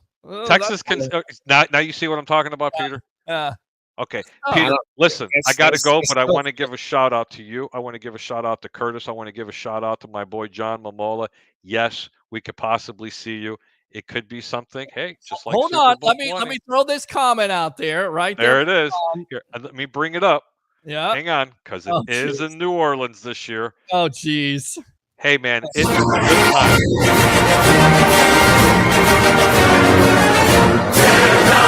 All right, that's all you get. But hey, you know what? It made us happy, okay? Hey, one Grabowski to another. John, have a really good one. Keep your hustle up. I love following the things that you're doing. People don't know who you are. Go ahead and ask Peter. He's going to tell you. You can get all the greatest picks. I already gave you 2 of them. You got them live tonight on here. We will not have a show. But starting next week, we're going to announce the dates that we're going to do the over-under with Harry the Greek. And Peter's going to be my sidekick. I get to hear all the good nonsense. But guess what? No more soundboard. No more sound effects. I'm only kidding you. Much love, buddy. I'm only kidding you. Peter, I love the sound effects. I see the look going on your face, okay? My man, the Rolex reporter. Curtis, have a great day. Tom Banner, thanks for tuning in. I see you guys out there. Thanks for all the good questions. But don't forget, you want to win some money this week? Take the New York Giants at home, play them on the money line. Forget about taking the 1.5 or 2 points, whatever they're getting. Minnesota's a bunch of bums. And take the Philadelphia Eagles. All right. Minus the 2.5 against the Packers. I'm Harry the Greek. And as I always say, Peter, keep your bets low and your returns high. Thank you so much for having me on. All right, great stuff. Harry the Greek, professional handicapper extraordinaire. We will see you soon here on the Evolution of Sports Talk Television. LSU, FSU, and Florida. LSU, FSU. Florida. I have a problem with the with the 3-letter schools. I don't. All right, get out of here. See you later. Right there, Harry the Greek. All right, guys, we will read the comments. Curtis, I want to finish up here. We got. Hey, are you? Yes. I just want to know one thing. Yes. Well, I want to know one thing. I got some predictions here. I had a question tonight. Give me some. Okay. Give me some. What's the Bucs win total for 2024? What's their record? Hold on a sec here. I'll get back to Roger in a moment, the tribal troll. Who is the rookie you're most looking forward to seeing this year? And who do you think is the MVP of the Bucs in 2024? Go. Win total. Yeah. 11-6 or 12-5. Very good. You've been watching this show because that's exactly what I say too. 11-6. Go ahead. Who is the rookie you're most looking forward to seeing? Breakout is the kid from Alabama. Wow, Braswell. I think he is going to. Him and Yaya are going to be deadly together. I think JTS is a good player, but I think Chris Braswell is going to take over that spot because that kid has a motor. All right, that kid. There's some. I'm telling you, it's something about the damn kids from Alabama, man, and just. I don't know. They just come out of nowhere. I mean, I don't know. But anyway, MVP. Yeah. I think our MVP is going to be our running back room. All right. I think the running back room. This running back room is going to produce like the Bucs haven't produced in the running back room probably ever. Wow. Rashad White, Bucky Irving, and Sean Tucker, possibly. Okay. All right. Good stuff. Got you down, Curtis. We're going to start Turnbuckle Talk here in just a little bit. Ralph Williams, I see you in the back there. Stand by. Yes, I got you, brother. Appreciate you. Let me give you the Ric Flair. Open phone line, 727-255-0391. It's 727-255-0391. Ask for calls. Get calls. Let's go out to the tribal troll. Acknowledge me. Mr. Roger Shue, fellow Chicagoan here, as we've been invaded by Chicago Bears fans, but that's okay. We love Chicago sports fans here on the Evolution. I have a propensity. Don't acknowledge me. Okay. Acknowledge Caleb Williams. Okay, let me do this then. Win total for the Bears in 2024. Who's the 10. rookie? Okay, hold on. Now, let me finish. 10 wins. Who's the rookie you're most looking forward to seeing besides Caleb Williams? Roma Dunze. Okay. And then who is the MVP of the Bears this year in 2024? Caleb Williams. Okay. Very easy. All right. Caleb Williams. So what's on your mind tonight, boss? Bucs win total. I heard something this morning on the radio. I'm not sure who did it, but they supposedly did 1 million game simulations in the NFC South, and the Bucs ended up with an 8-win team. Did you hear that? What now? The Bucs are an 8-win team. I don't know what now. There's supposedly I didn't catch the whole thing, but supposedly someone here locally did a 1 million game simulation of the NFC South schedule this year, and the Bucs ended up an 8-win team, and the Atlanta Falcons ended up winning the division. Yeah, I didn't hear that at all. I'm too busy talking to Gertrude and Esther, basically wanting to take the phone and throw it out the door here if I have to talk to those parties anymore. You know what I'm talking about. So, no, I didn't get a chance to listen to that. I did not. And by the way, if you don't know who John Mamula is, he definitely runs 620 and 95.3 WDAE. So there you go. The Rock, John Mamula. Yep, that's who it is. All right. Listen to him for 20 years. There you go. All right, Roger, what else is on your mind? That's pretty much it. I just wondered if you'd heard anything about that because I thought it was kind of. Well, I heard ESPN today had 10-7, so they had the Bucs at 10-7, and he just said holy stuff because he heard Roger saying that he listened to you. So yes, this is like a family here, John. We got lots of people from Chicago, lots of sports fans. I've known Roger for nearly 25 years, right, boss? Yeah. 2002? Oh, geez. And I grew up as a Cubs fan. Yeah, I know that that people don't like to hear that. Go but Cubs, go, baby. Listen, there were only two teams. No-hitter tonight. I know. There were only two teams in Major League Baseball here that you could see before the Rays. It was the Braves and the Cubs, and I chose Harry Carey, Steve baby. Stone, and the Cubs, and Andre Dawson. Yes. There you The go. Hawk. Yes, the Hawk and Ryan Sandberg and Mark Grace. I know all about it, man. So, all right, man. Yes. So, okay. So I didn't catch all of this stuff with you and the Greek. What did the Greek give any odds on the Bears game this weekend? Them and the Titans? Well, I'll tell you what. Let's go ahead and promote this in case you guys don't know and you missed out on all the content that's on this show. Go to the sportsweb.live in care of Amped Up Sports. Robert Reno, Courtney Reno, bang up job with the reels. Of course, like and subscribe to the Sports Web on YouTube and friend me on Facebook at Peter H. Blake. So to answer your question, he did talk about some lines and stuff like that. He gave Philadelphia. He likes that pick. And he also likes, I believe, the Vikings over the Giants. But if you want to go back and watch it, you can there. Like and subscribe. What about Bears Titans? I don't know if he gave that line out. So you're going to have to get with him, or maybe we'll have the over-under here coming up in the next couple of days. How about that? That'll be awesome. All right, man. And well, and remember, Bucs fans, tune in to the pregame show, which will be live at the What the Buck tailgate right on the sidewalk, right across the street from Raymond James Stadium as we go live and talk to Bucs fans. So you better be tuning into that, even though you're a Bears fan. And, of course, I will be covering the Bucs this Sunday in collaboration I'll with be the watching JP live Peterson and in living color, baby. That's it. That's what we do here on the Sports Web Evolution. for life. Yes, Sports Web for life. I love it, my friend. I'll acknowledge you. Acknowledge me. Just do me one big favor. What's up? Give me the Ric Flair one time. All right, I got your Ric Flair right here. Woo! All right, there you. I'll give you a Todd Bowles too. Oh, Jesus. There you go, Roger. Get out. All right, I'm going to read the rest of these comments, and then we'll get out to Ralph. Sorry, Ralph, be patient. I want to get to my web heads here. And again, the predictions are out there. I'll go as late as you want me to. 3 questions, Bucs fans, and we can continue this on Sunday afternoon at 2 o'clock as we'll be live here. Kelsey Nicole Nelson in the building giving us the Washington perspective live at the pregame tailgate for What the Buck. How many wins do you think your Tampa Bay Buccaneers have in 2024? Who is the rookie you're most looking forward to seeing this year? And who is the MVP of this team? I'm not going to give mine out tonight. We will definitely save that for Sunday afternoon. All right, so let's go back out to these comments. We'll read it. Ralph, stand by. Be patient. And I guarantee you we'll start talking Turnbuckle Talk, WWE, AEW action, lots of stories, but I gotta talk to my webheads here. It's exciting in my Todd Bowles voice. Absolutely it is. It's exciting. Tim says, good evening, Peter. What's going on, boss? Oh, yeah. Let's go out to Ben. What's up, Peter Blake? Something different about this year. It's a good feeling. Let's go. Let's go. I completely agree with you. Eric says, FSU sucks eggs. This guy sucks. Be careful with the FSU talk, okay?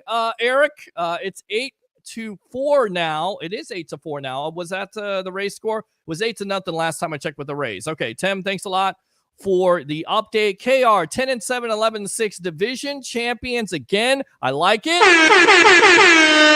Let's go out to KR. Devin White, yikes. How about buyer's remorse for the Eagles? I tried to tell you guys, all the fans out, oh my God, we lost Devin White. The Bucs shouldn't have got rid of him. KJ Britt is a downgrade. No, he's not. He's an upgrade over what this defense had last year when White was starting, because this defense took a step back. You could see the defense progressively got better with Britt starting at middle linebacker. He may not be the most athletic, but as Todd Bowles says, he is at the right place at the right time. And he understands what his job is. And that's what it's all about. That's what the great franchises do. Your job, right? Bill Belichick. By the way, congratulations and stepping into the next century here on your Instagram account, or InstaFace, as you would say, getting a new account there. Do your job. That's what it's all about. You got to do your job. Devin White definitely not doing his job the last couple of years, and the contract showed. Christopher Cole, 11-12 wins. KR, go Bulls. We got Bama and Bama, baby. Yes, and we will be live after the end of the game. Hopefully it's a win. I'm the eternal optimist, but I'm not going to lie. That may be a tough game for USF Bulls fans, but we got you covered. All your phone calls, all your comments from the legend himself, Leo Haggerty, and we'll see what the press conference is from Alex Golish. We got you covered all year long. Peter, I'm pumped for the tailgate interviews. It's going to be super fun, my guy. Absolutely. We definitely look forward to talking to all the Tampa Bay Buccaneer fans out there. Yeah. Christopher Cole, good evening. Legendary Leo, KR. Love the soundbite. We finally got some passion from the coach. He's going to give his all this season. Let's go, boys. Christopher Cole, good evening. Harry the Greek. It's an exciting time to be a Bears fan. Pumped to see Caleb run that spectacular offense. Christopher Cole, 3 amigos. It always is here on the Evolution of Sports Talk Television. That's why you tune in to the Sports Web on Monday and Wednesday night, and before Bucs games at tailgates, and after Bucs games in the stadium, at Raymond James Stadium. Just give me the Wi-Fi, give me your mics, give me my soundboard, and give me my phone calls, and give me my Bucs fans, and I'll show you what the evolution of Sports Talk Television really is. Personally, I love to see the responsibility containing Jaden Daniels in the pocket to KJ Britt. I think he's up for the challenge as a quarterback spy. Me, Sador, Bucky's impact will be on kick return. I think it's going to be a lot more, and you're going to be surprised by it. Me, let's go out to Jason Guy. Yo to you. Yeah. Thank you for tuning into the evolution. Me, Sador, Rashad White will need to run downhill in this offense. No more stuttering or pausing for a hole to open. He just needs to hit it and drive. Agree. And once he gets to that second level, we have seen the deceptive speed, the explosive nature of that running back. Christopher Cole, Shaq tore his Achilles. He was younger than Cousins, and Shaq fell off the map. Christopher Cole, good comment. Me, Bucs record, 10-7. Rookie, T. Smith, Tyke Smith, playing the nickel position. Offensive player, Cade Otton. Defensive, Kalijah Cansey. Defensive player of the year, Vita Vea. You gave me it all. Very nice. I like that, Me. Thank you very much for doing that. Who wins comeback player of the year, Rodgers or Cousins? This guy kind of sounds like Adam Sandler. Serious question. Does Trask finish the season in Tampa? It certainly seems like the future could be Michael Pratt, especially with the comments to our own J.C. Allen. He started out here on Sports Web. Now he's on Sports Illustrated, the Pirate Parlay podcast on the Sick Podcast Network, talking to Jason. And Jason saying in so many words, we wanted to draft him, but Green Bay drafted him instead in front of us. He could definitely be your future, especially with Trask and his contract situation coming up next year. Christopher Cole, Bucky's going to be primary kick returner unless Cam Johnson takes over it. Watch out for Johnson. The Hill Mark, damn, now what am I going to do with all the Devin White autographs? I don't know, burn them. Imaga has a no-hitter through 7, but the bullpen is taken over in the 8. I think I pronounced his name correctly, probably not. Let's go out to Gary. Go Gators. I don't know where they're going. They're not going anywhere, it seems like. I'm a Gator fan, and I'm embarrassed. I think a lot of Gator fans are embarrassed. Take it from a Florida State fan. I'm embarrassed, but I'm covering USF. So I'm trying to get that stint away from me at this point. We'll see what FSU can do combined. No, Scott, Broadway, but I'm still going to be a Gators fan. And I always will be a Gators fan. Hold off on the calls. I know I asked for them, but we're going to get out to Turnbuckle Talk. Ralph, I don't want to piss you off, but I want to read the rest of these comments. I'm still going to be a Gator fan. I'm always going to be a Gator fan. Hey, Peter, Harry, Leo, and Ryan. Thank you, Scott, for chiming in as always. Roger, hey, gentlemen. Christopher O'Reilly, I don't hear any feedback. Harry, good. Hopefully there is no feedback at this point. No feedback from Roger. Good. My stuff is working. Thank God for that. And everyone is coming clear. Good. Tom, White Sox playoff bound. I know you're joking. Go Cubs go, says Roger. Best bet of the weekend. Bears, -4. Broadway, please. No prime. Broadway again. It's all about him, not his team. Don't do that to the Gators. Just throwing it out there. Just throwing it out there. He was trash at Clemson. He's still trash. That would be DJU. The Plunder. Thanks a lot for tuning in. We got to get you on the evolution. I'll start the freshman. Agree. Or Cody Glenn. Cam Ward was that dude to get an FSU missed. Peter, please stop. I know we had that conversation, John. Appreciate you chiming in as always. I'm not going politics here. He sucks at recruiting. Let's see here. Scott, please don't give me nightmares from 2013. Sorry about that. But was that one of the worst defenses of all time? Was it not? I mean, honestly, they could not get off the field. That's what I feel like I'm watching with Florida State. Alexander, I'm back. Welcome back. Broadway says Bucky, 12-5. Holy. There you go. Kenny says, are we going to contain Jaden Daniels? That is the big time key, right? That's what Todd Bowles, that's what this defense is looking at. And then you have Yaya Diaby possibly coming back from injury. Courtney, let's go. Let's go. What's the tailgate looking like? Sunday looking like at 2:00 at Live across the street from the stadium at What the Buck.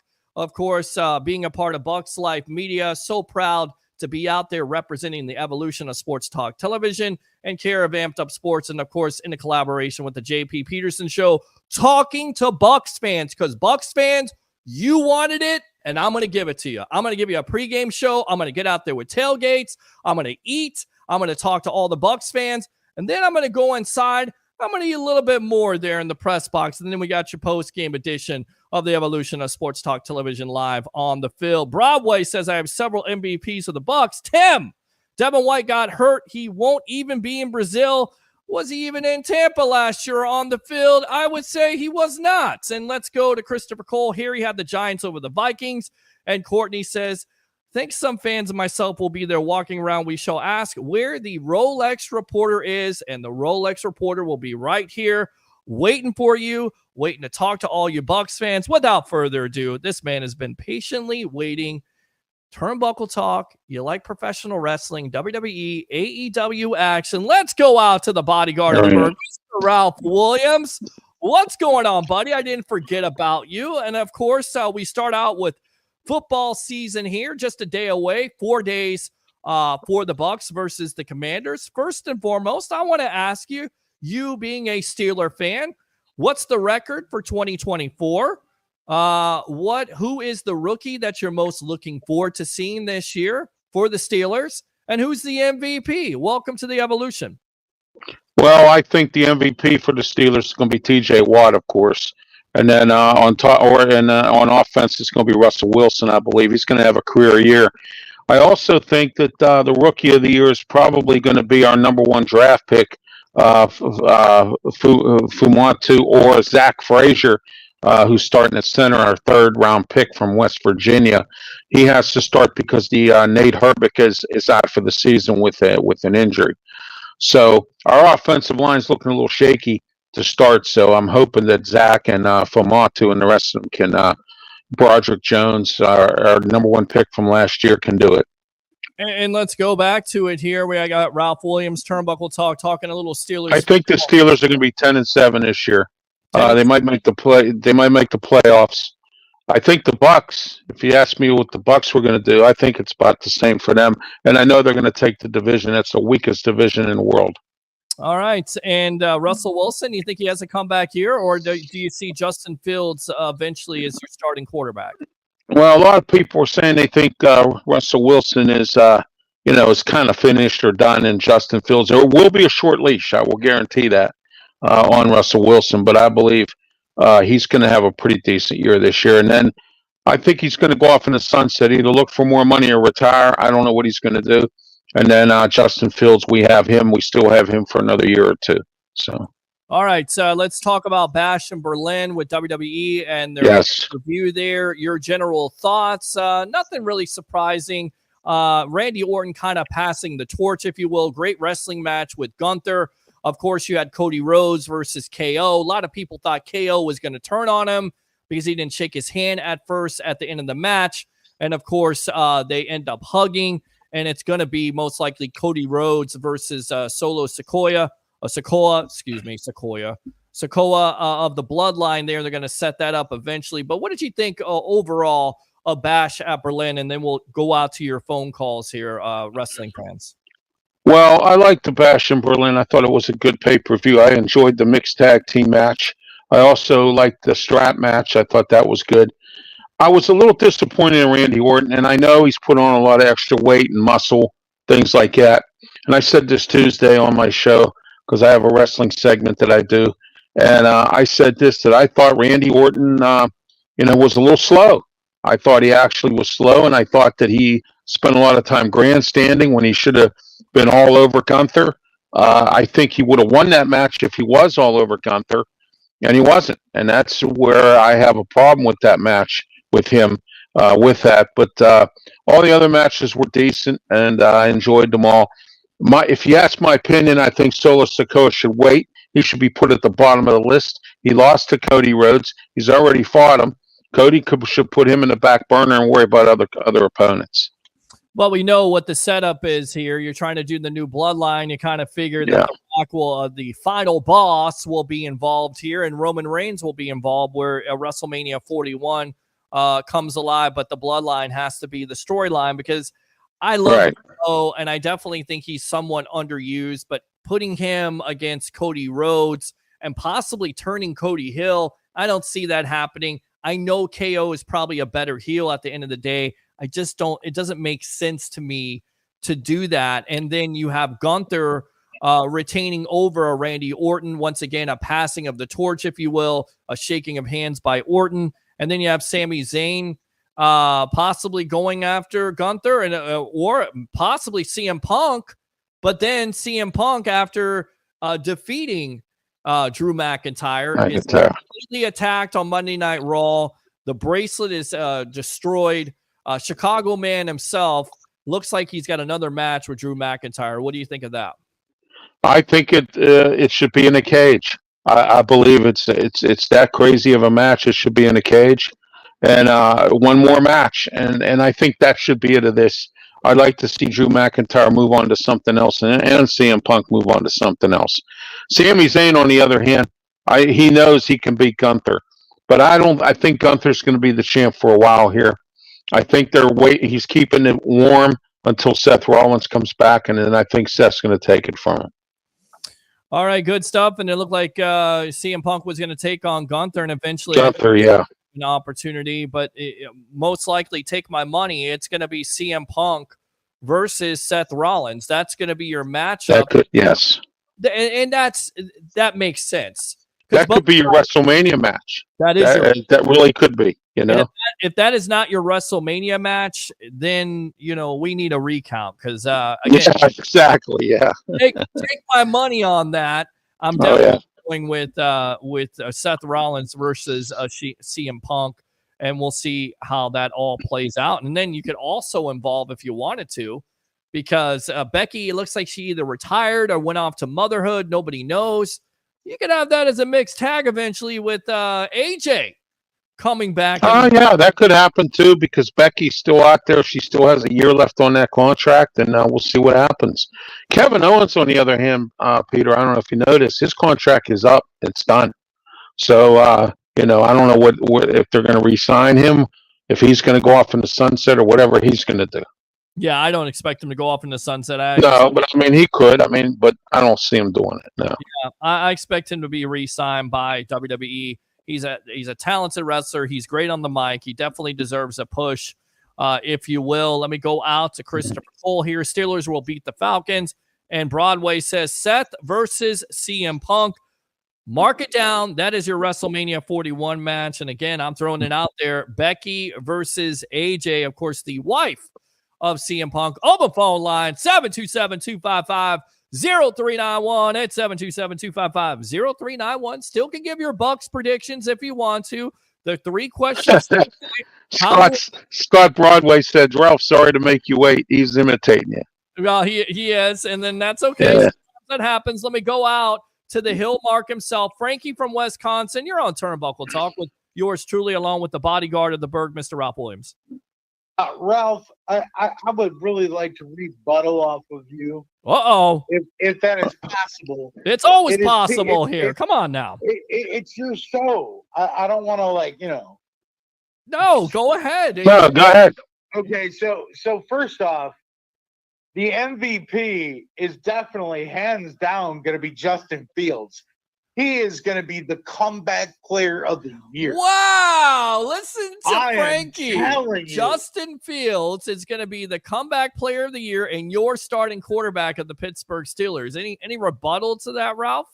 Well, that could happen because we have two really good quarterbacks coaches here. That's Mike Sullivan, who used to coach Eli Manning in New York, and we got another guy who just came in. He was a quarterbacks coach as well. I think his name's Zappin or something like that. And we got two quarterbacks coach, and Arthur Smith is our offensive coordinator. Justin Fields could be a good quarterback this year, but it all depends on what Russell Wilson does. This offense is literally built for Justin Fields.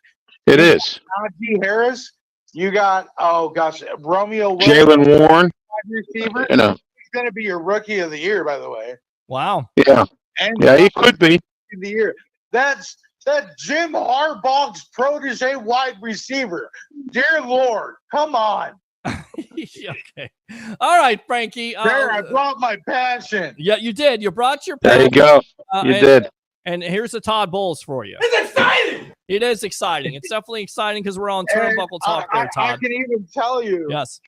I can even tell you my fantasy team name this year. Yes. Is a tribute to the Steelers because we're Najee by nature. You know what I'm saying? Najee by nature. Very nice there here, Mark. There you go. Thank you, Frankie, for Give me- being a Steeler fan. Yeah, give me some. Well, he's not a Steeler fan. He's a Bucs fan on this show. Bucs fan. Okay. We'll have to revoke your status if you're a Steeler fan. Well, we'll still let you call. I love Najee Harris. I love Najee Harris from Alabama. All right. Now, listen, I know you love Joe Henry because you do a lot of reels on that guy. Joe Henry. Were you disappointed that he lost to Ethan Page there in NXT? As a fan of Joe Hendry, yes. As a fan of the sport, no. It didn't need to happen. Okay. Because once I saw Carson Wentz get the victory over Wesley, I was like, oh, yeah, no.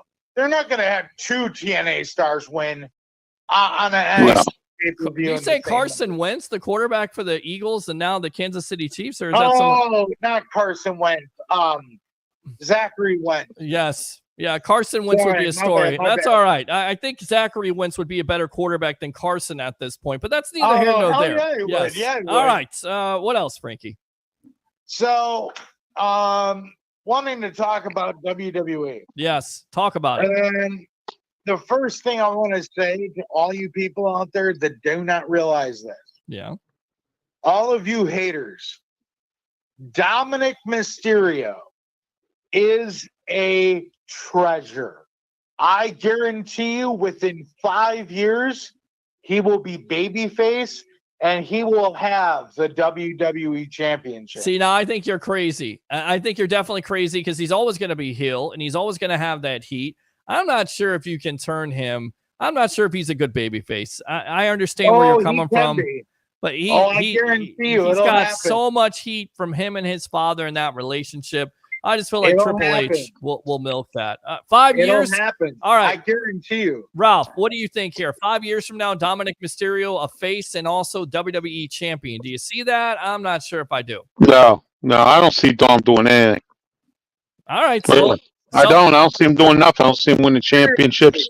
He's going to be doing this stuff with Liv Morgan and whatever else after that. Nah. Go ahead, Frank. You got this recorded. You can keep it. And when it happens, I will go to you and I'll be like, dude, you got it recorded. Okay. I told you so. Okay. Well, you know what, Frankie? I'm one of them kind of people that I will come right on this program and admit I was wrong. And if I'm right, I'm right, and I'll admit when I'm wrong. I guarantee you, he will get a face turn within 5 years. Okay. And he will be champion.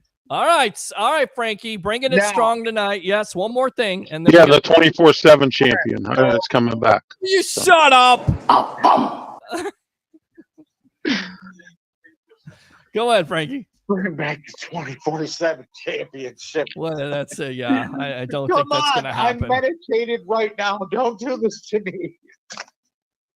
Why don't you bring back the hardcore title too while you're at it? Come on. Yeah. I'd rather have that than the 24/7 championship. I'd rather have the hardcore title, wouldn't you, Peter? Frankie?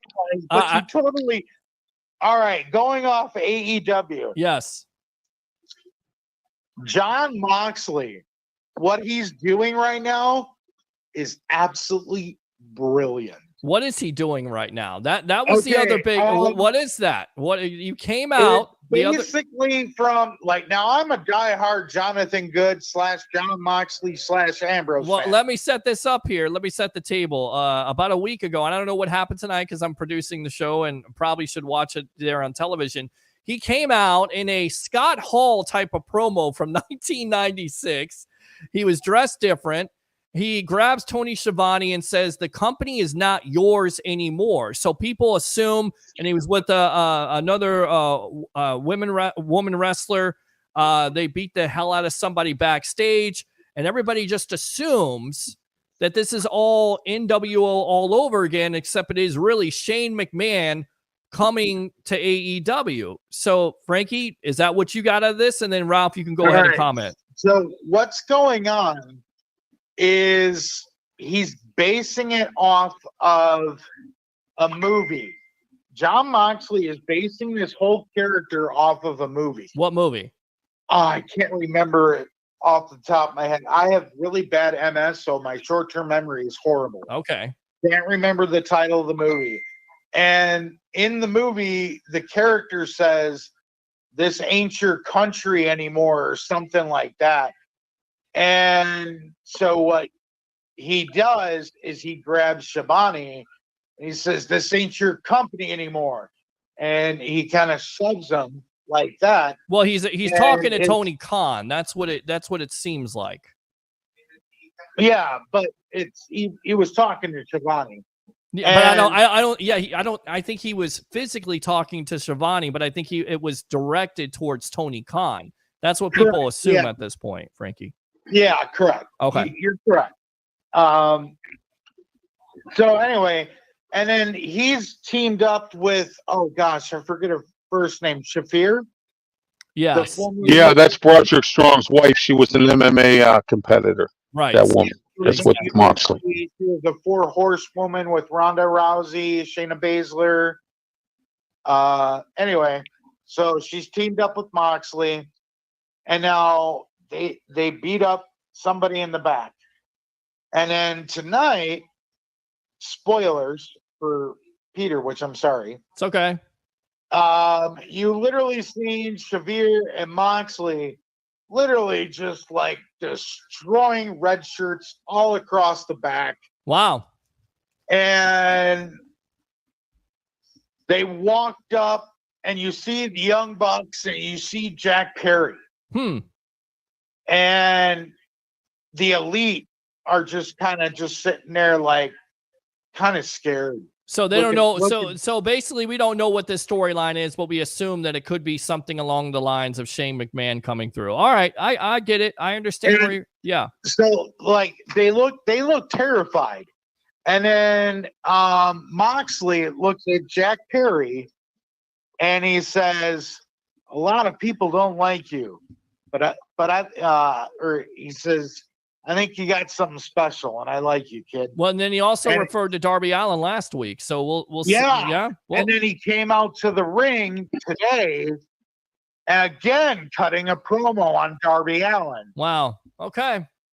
Basically wanting Darby Allin to join him. Wow. Okay. Well, that's one of the pillars of AEW, Frankie. All right, let me give you the Ric Flair. Appreciate the call as Darby always. Allin and Moxley, those are my guys. All right, man. I appreciate way back. Yeah. Have a good night, Frankie. Frankie, I appreciate the y'all call. have a great night, man. I appreciate Thank you. there by Frankie giving us the update tonight at AEW. So go out to you. Do you think that's exactly what this is? Is this a storyline to introduce Shane McMahon, or is it something else? No, it's a storyline to introduce Shane McMahon. Shane's going to run this faction. John Moxley's going to be in it with that lady, and then they're going to probably add Darby Allin, and he might take Jack Perry from the elite. I mean, if he's scouting these guys, John Moxley, he's scouting them for a purpose because he wants to create a faction. The sad part about it is I wish he was still with the BCC, but you know what? It's good to have John Moxley doing something else because he was quite frustrated about his creative role in AEW.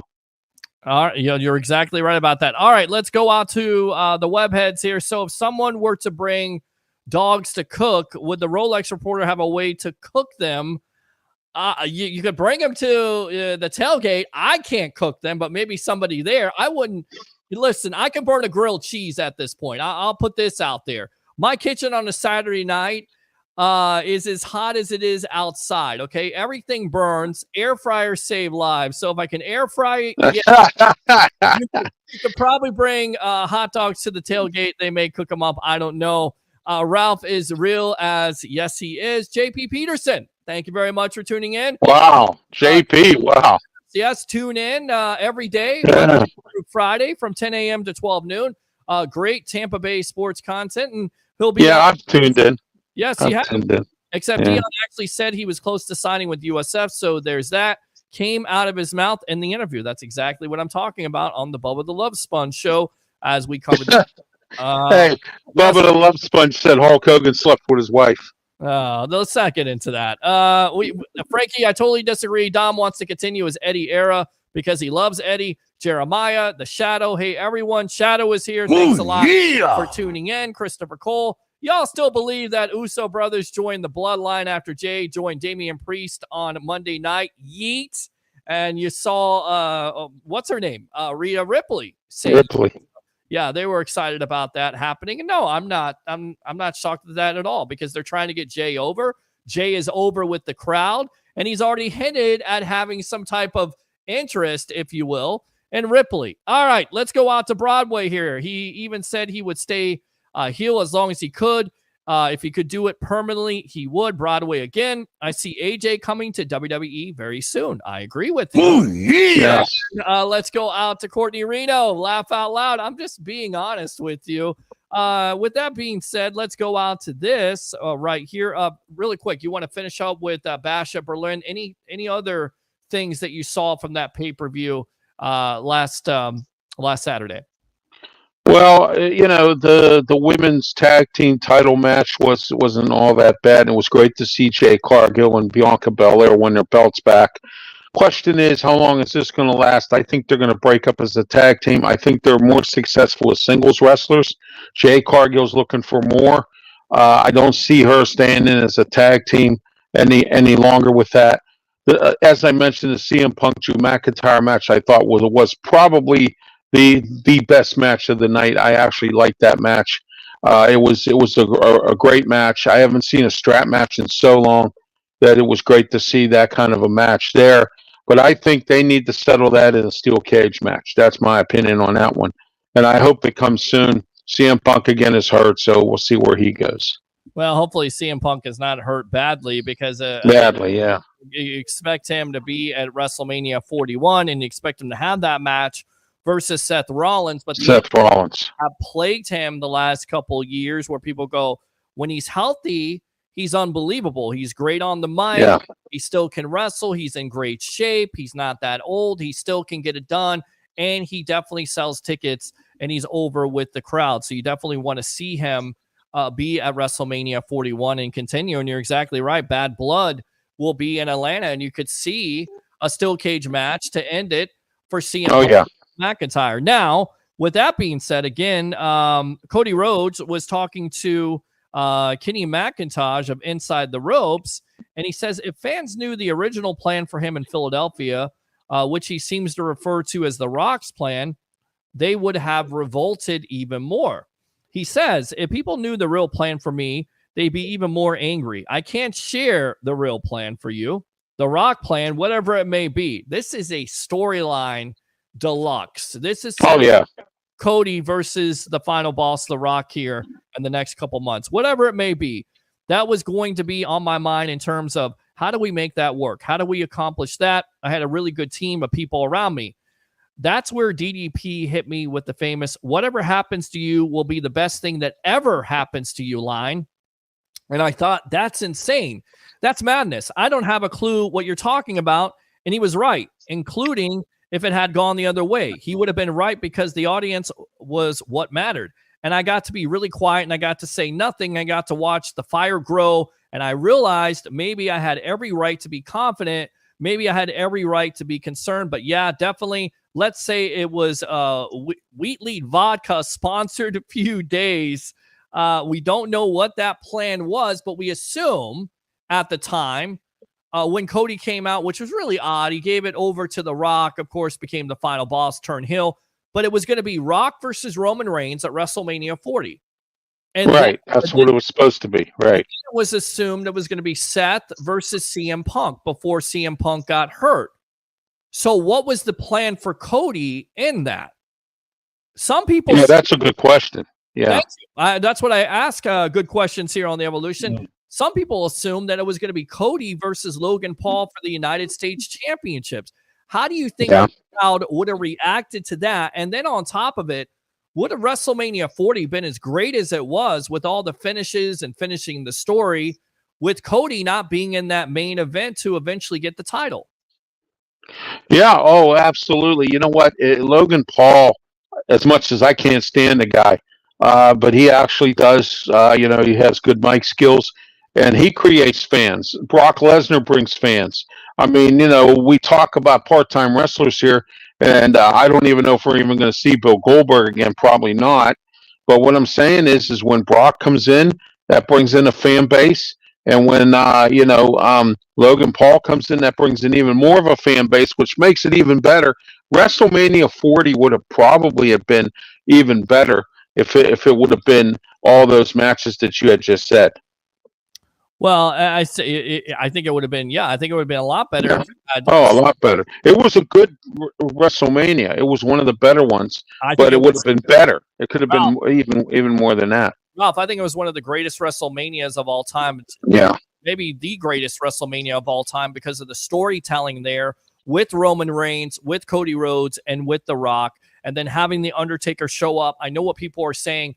You wish that you would have paid Stone Cold Steve Austin. That would have been the perfect ending. But Undertaker coming out and slamming The Rock, that was the way, And then John Cena coming out. I mean, there were so many wrestlers that showed up. But the finish of Cody finishing the story and beating Roman Reigns after 4 years of a title reign was the right thing to do. And anything other than that, WrestleMania 40 is not viewed as a success. I'm sorry. A success, right. Exactly. That was the match of a lifetime right there. That was it right there. Absolutely. All right. Let's go out to Courtney here. Will Ray still be there as well? Tailgate, of course. I don't know if he's going to be there or not. You have to ask him. But Tampa Bay Ray Kennedy, you never know. He'll be a man on the street. He may be on the street there or somewhere else. We'll see if we can get him on the Evolution. Yeah, how's the soup kitchen going? Will you shut up and be quiet? Let's go out to Broadway. I really don't like Logan or Jake Paul. I'm with you, Ralph. But yeah, I kind of like Jake Paul there. Thanks a lot. There's a reason, Broadway. Look into it. Well, I have something here I want to run past you real quick, Peter. I heard some rumors of 3 tag teams that are coming into the WWE that will really make the tag team division great. Okay. I'm hearing the Hardys are going to finish up their career in the WWE. They're coming. I heard that the Motor City Machine Guns are coming to the WWE. I've heard they've already been signed. Yeah. Definitely going to set up those matchups. You should absolutely done that. The great workers. They've done so much great work with TNA. And that's the genius of Triple H. He realizes it's not just homegrown talent, but it's talent outside of the WWE, especially TNA. Well, here's the kicker. Yes. Ray Phoenix and Penix. I heard they're coming too. And then here's the biggest story of them all. I heard they're going to join the LWO, and Conan is going to join the group. Now, I don't think Conan wants to come back to the WWE at all for any purpose, but I do know he might come back because he's close friends with Rey Mysterio. Never say so Never say never Yeah. about any wrestlers coming back, because the exit or the exodus, if you will, Vince McMahon has opened up those doors. We saw Jesse Ventura. We talked about him signing a Legends deal. Yeah. I believe Victoria just signed a Legends. Yes, Victoria just signed, and JBL's with TNA. I mean, he showed up at the TNA event. I don't know if he's with them or whatever. I saw that. Yeah. All right. Jonathan Coachman talked about Cody Rhodes and how he may be frustrated on the coach. Yes, behind the Turnbuckle podcast. He talked about how Cody may be frustrated because Roman Reigns is going to return. He noted that Roman Reigns' return has significantly shifted the spotlight toward the bloodline, overshadowing other key storylines, including Rhodes. He questioned why Rhodes, a top star who deserves considerate attention, is not receiving more attention. This is what the coach had to say. If you're Cody Rhodes, who we love, I would be incredibly frustrated at this point. He's making the millions. He's deservedly so. But now we know that Roman Reigns calls the shots, and this wouldn't be happening if Reigns walked in and would it. He said, hey, guys, don't forget about this guy. That's not happening.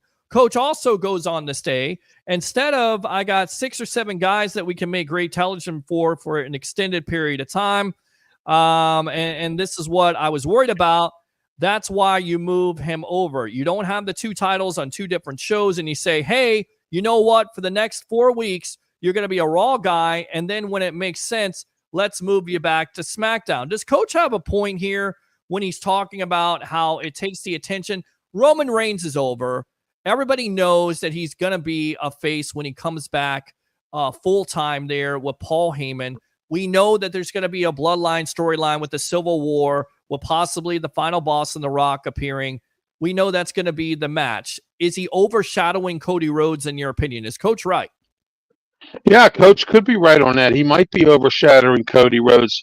No one expected Roman to come back this fast. I didn't expect it either, but I did expect him to come back because I called it about the Civil War, and now I saw a report where there's going to be 3 teams. Rock's going to have his own team. Okay. Don't steal my thunder yet. Now, I know you're going to talk about the 3 teams, but according to Wrestler Observer Radio, Dave Meltzer stated that Rhodes versus Sikoa is not going to happen at Bad Blood, which it was originally planned to do because it was in Atlanta, Cody's hometown. Makes sense. But actually, it's going to happen on September 13th, a debut episode of SmackDown on the USA Network. This is what Dave has to say. So on the Cody Solo front, from what I was told, Cody and Solo are not scheduled for Bad Blood, but they are scheduled. I don't know when the match is going to be. They are obviously on Friday's show, and they're going to set up a match. I wouldn't be surprised. I have not been told this. Just my guess. So this is Dave again throwing it out there. Yeah. This is, and they may do the first show back on USA Network, which would be a week from Friday. Let me throw this out there really quick, because this kind of reminds me of Goldberg and Hogan on Monday Night Raw. I get it. You're at the Georgia Dome. You got 60,000, but you could have made so much money on a pay-per-view. Is it by Triple H to give away this match on SmackDown when you know you can put this on, a Royal Rumble or, a preview, possibly a WrestleMania match with Solo? Do you do this at a pay-per-view or do you give it away on a SmackDown? Is that smart? I understand you're trying to get ratings because of USA Network, but you kind of lose some money here, right? Yeah, absolutely. That is a WrestleMania or pay-per-view type of a match. And, usually you don't see a championship match on SmackDown and Raw. You usually see them on the pay-per-view. And the lower champions are on there, like the Intercontinental or the U.S. title. Like you see LA Knight fighting somebody on Friday Night SmackDown. So what I'm saying is that's the type of matches that they usually have. And you hardly ever see the champ fight a match, or unless he's in a tag team match with somebody, like Cody's been in, with Kevin Owens and whoever. So, I mean, that's the only time you really see the champ. Champ's never involved in a match on any of the free programs. All right, good stuff there. I don't mean free program, but you know what I mean. Yeah, I know what you mean. All right, let's go out to Courtney here. So when fans are fighting in the parking lot, see it so often, how do you stay neutral out of it? Because let's face it, everyone is drunk Do you ever want to chime in, or do you just stay safe? Listen, I'm a broadcaster. I'm also a lover, not a fighter. So if I'm going out there, I ain't looking to try to fight somebody. I'm trying to have a good time. I'm in the You media. sound like Rodney Dangerfield. I'm not a lover.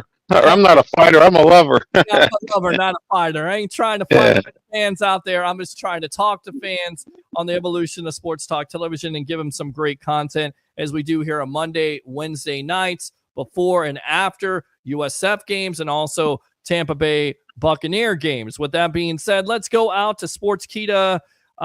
Bill Apter, who's been around forever, he was talking to Hogan, and he provided his honest opinion on CM Punk and claimed how he likes the real and opinionated nature of the Second City Saint. First off, he's very believable. This is Hogan talking about Punk. He's very, very believable in the ring. He just seems real. He's got that outlaw mentality, but the cool part about it is that he speaks the truth. He really rolls it out there straight. He's very opinionated. Lots of people agree with his opinion. It's kind of like it's the stuff a lot of people are afraid to say. He'll say it. It's almost like he's a truth teller. He is. He really has it figured out, which is cool. So that's why I really love to see him stay healthy again and not have any more accidents happen. I like to see this CM Punk run last for years. I know you're yawning at this point, but what did you think of Hogan's comments there? Sorry about that, Peter. I've been busy all day long. I had two of my shows. I was on two other shows before I came on here, so I've been busy all day. So it's all right, my friend. What do you think? Hogan on CM Punk. Yeah, he's right about CM Punk in a way, but I like CM Punk, because it like you said, it puts butts in the seats, and Hogan is, of course, he's going to make his comments right now based on where he is in this whole thing. And, God bless him. He's still alive. There's been some wrestlers dropping at 50 years old and things like that. So, but anyway, for him to say that about CM Punk, he's entitled to do that, but I don't agree. I mean, CM Punk's good at what he does. He not only entertains, but he's a good wrestler as well, and he's good with the mic. He is. All right. Hogan also had this to say, if you believe this or not, webheads, wrestling fans out there. In a recent interview, Logan Paul on Impulsive, Hogan opened up on the creative control in WCW as he detailed his iconic heel turn and how he joined Kevin Nash and Scott Hall, marking the beginning of the NWO. By the way, where were you when that happened? Because that was, well, I tell you what, let's hold off on that, what Hogan's about to say here.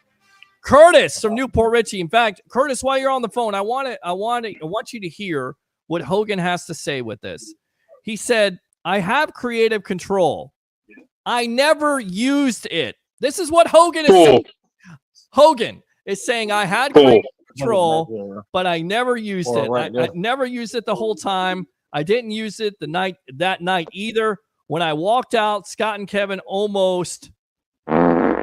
they had no idea it was coming out. It was kind of cool.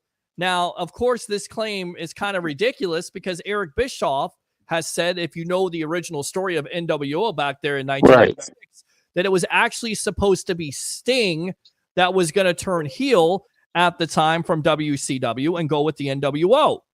Again, Bischoff had planned for Sting to turn heel and join NWO. Hogan had himself in mind as the third member of the Hill faction. However, Hogan's claim directly clashes with a statement by Bischoff from 2023 where Bischoff detailed Hogan causing a scramble as he refused to lose clean to Sting. Also in 97 with that ridiculous finish with Bret Hart coming out. Yeah. That match all up. But going back to it, honestly, do we believe that Hogan doesn't play politics here? Curtis, let me go out to you. Welcome back to Turnbuckle Talk. Hogan, listen. Let's just say this, okay?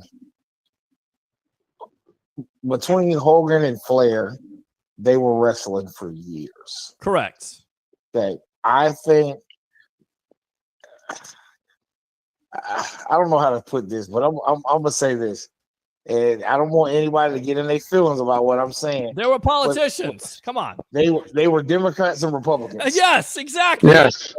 Listen, we don't talk politics on this show, But if anybody thinks that both of those wrestlers, especially Hogan, is not the friggin' biggest politician in the wrestling business history, you're out of your friggin' mind. And by the way, I got oceanfront property in Arizona if you believe that nonsense from Hogan. But you got to remember, Hogan was the guy to break the mold. He was the one that started in movies, everything. Like Hogan was so big. It didn't even matter what he did. Everything he did pretty much was gold. Right, but he had WCW by the you-know-what. Yes, he did. Yes. Eric Bischoff knew who to go to, knew who the star was, and Vince let him go, and that was to his mistake because after Hogan came there, he brought all his friends, but it was must-see TV when you had the NWO, and what better way to do that? Let's look at it like this. Yes. Hogan was the name. Correct. He was the name that everybody knew. He's the name that everybody wanted. I mean, I hate to compare it to this, but it was like when Tom Brady left New England. Who wouldn't have took Tom Brady? Of course. If Tom Brady would, if you were the GM of any other team in the NFL, if you were the GM of the Jets, and Tom Brady called you and was like, "Hey, make room, I'm coming." Right. You would have did whatever you had to do to make space. Can I answer your question? Who thought he didn't? The San Francisco 49ers, they went with Jimmy Garoppolo. John Gruden and the Raiders. We're good here. We got Derek Carr. That's who decided. The Chargers. That's who decided to go without Brady. I'm going to say this. You know what? Say what you want to. You know, San Fran has had a good run over the last couple of years, but they ain't won shit. Well, there you go. That's just like Buffalo in the early 90s. You can go to 4 straight Super Bowls, but if you don't, but you have to win them once in a while.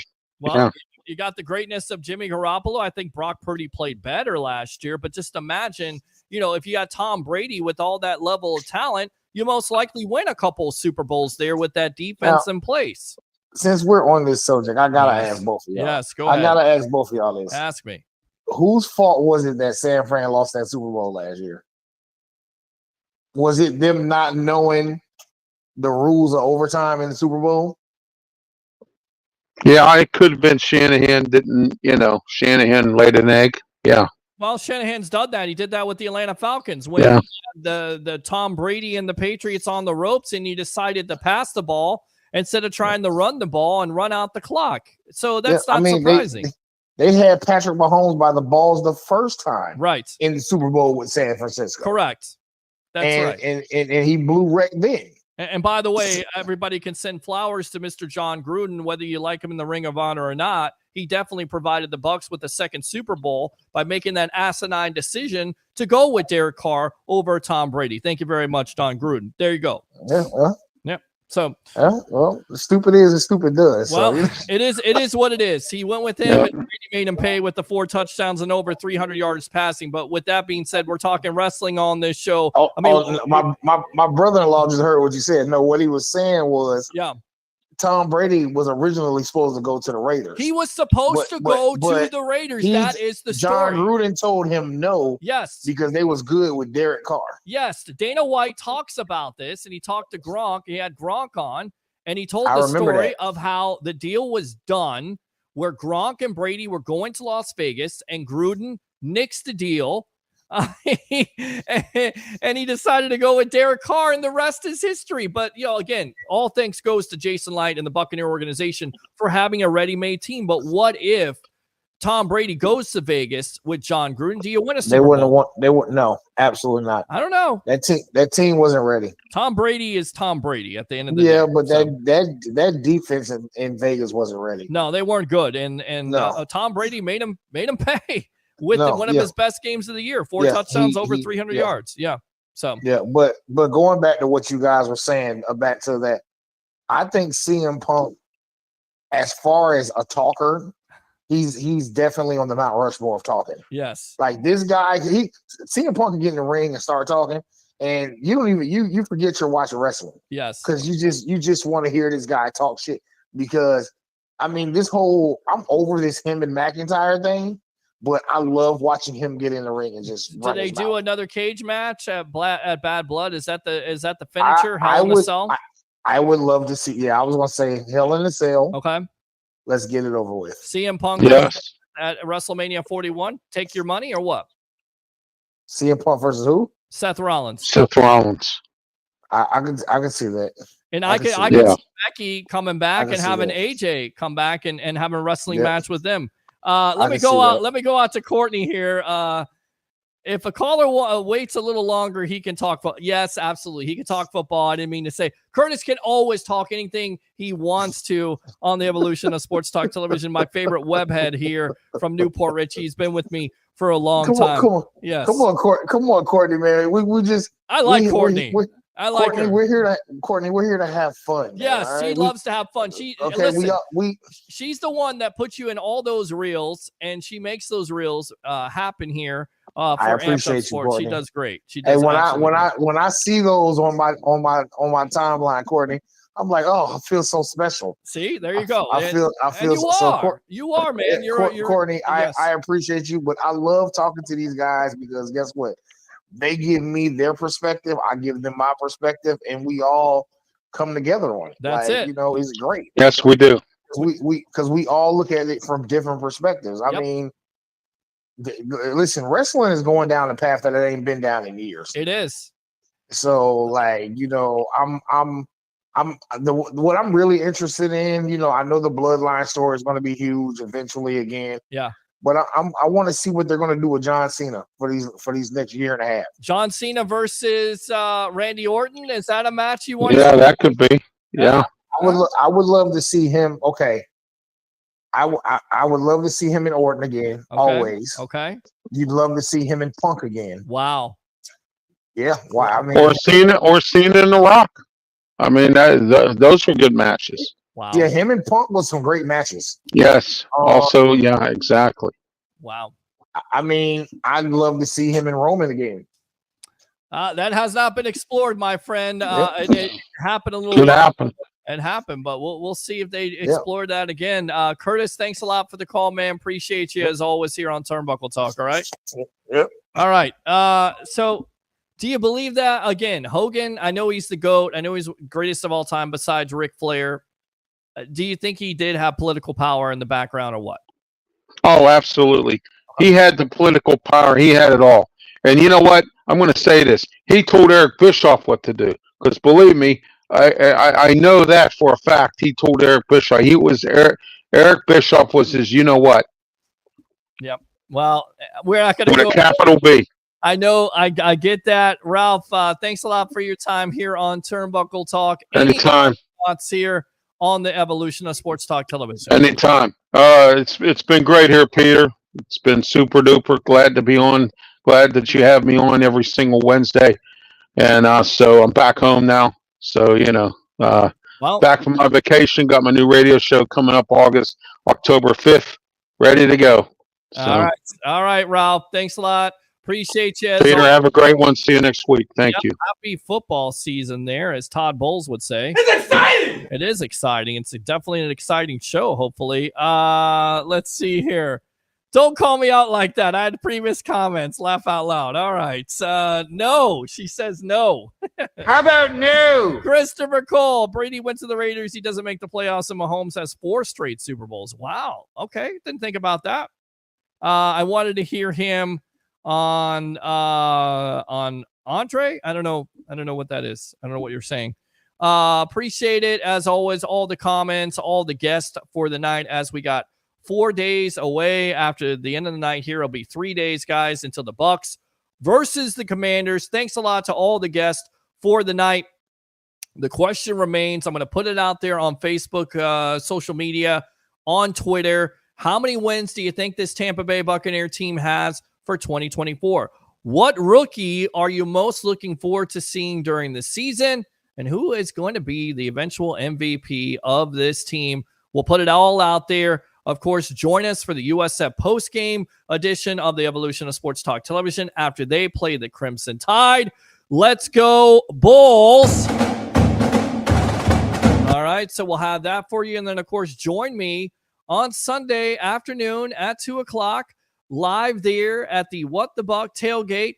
being a part of Bucs Life Media and, of course, the JP Peterson Show as we get you ready with Bucs fans talking about what's going to happen this season and what are the Bucs going to do versus the Washington Commanders. Thanks a lot to the legend himself, Mr. Leo Haggerty, former Coach Scout and now media member of Nine Sports Productions, Amped Up Sports, Ryan Neal, newest college football analyst, of course, Harry the Greek, professional handicapper extraordinaire of this show. A lot of things to look forward to coming up here in the next couple of days with the over-under.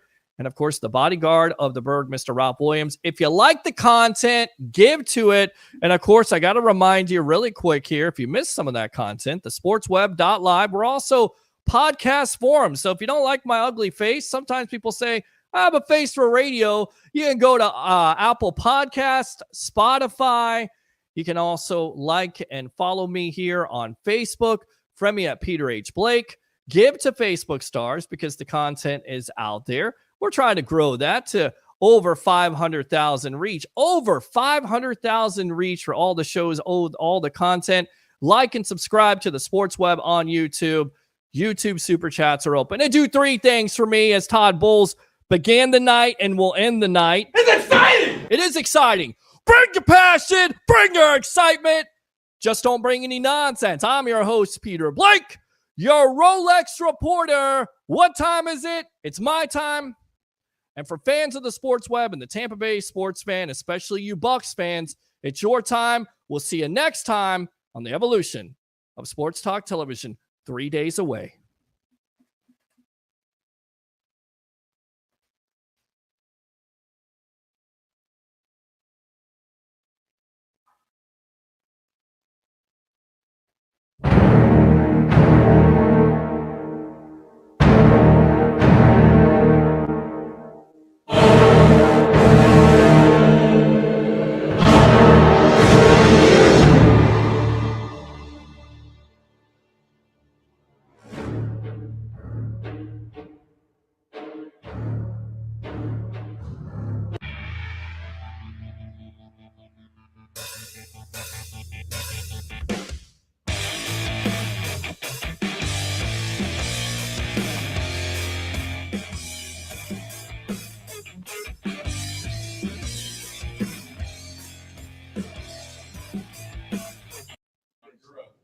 You're pretty stoic. Don't show a lot of your emotions. What's the season opener like for you when you walk out of that tunnel? It's exciting!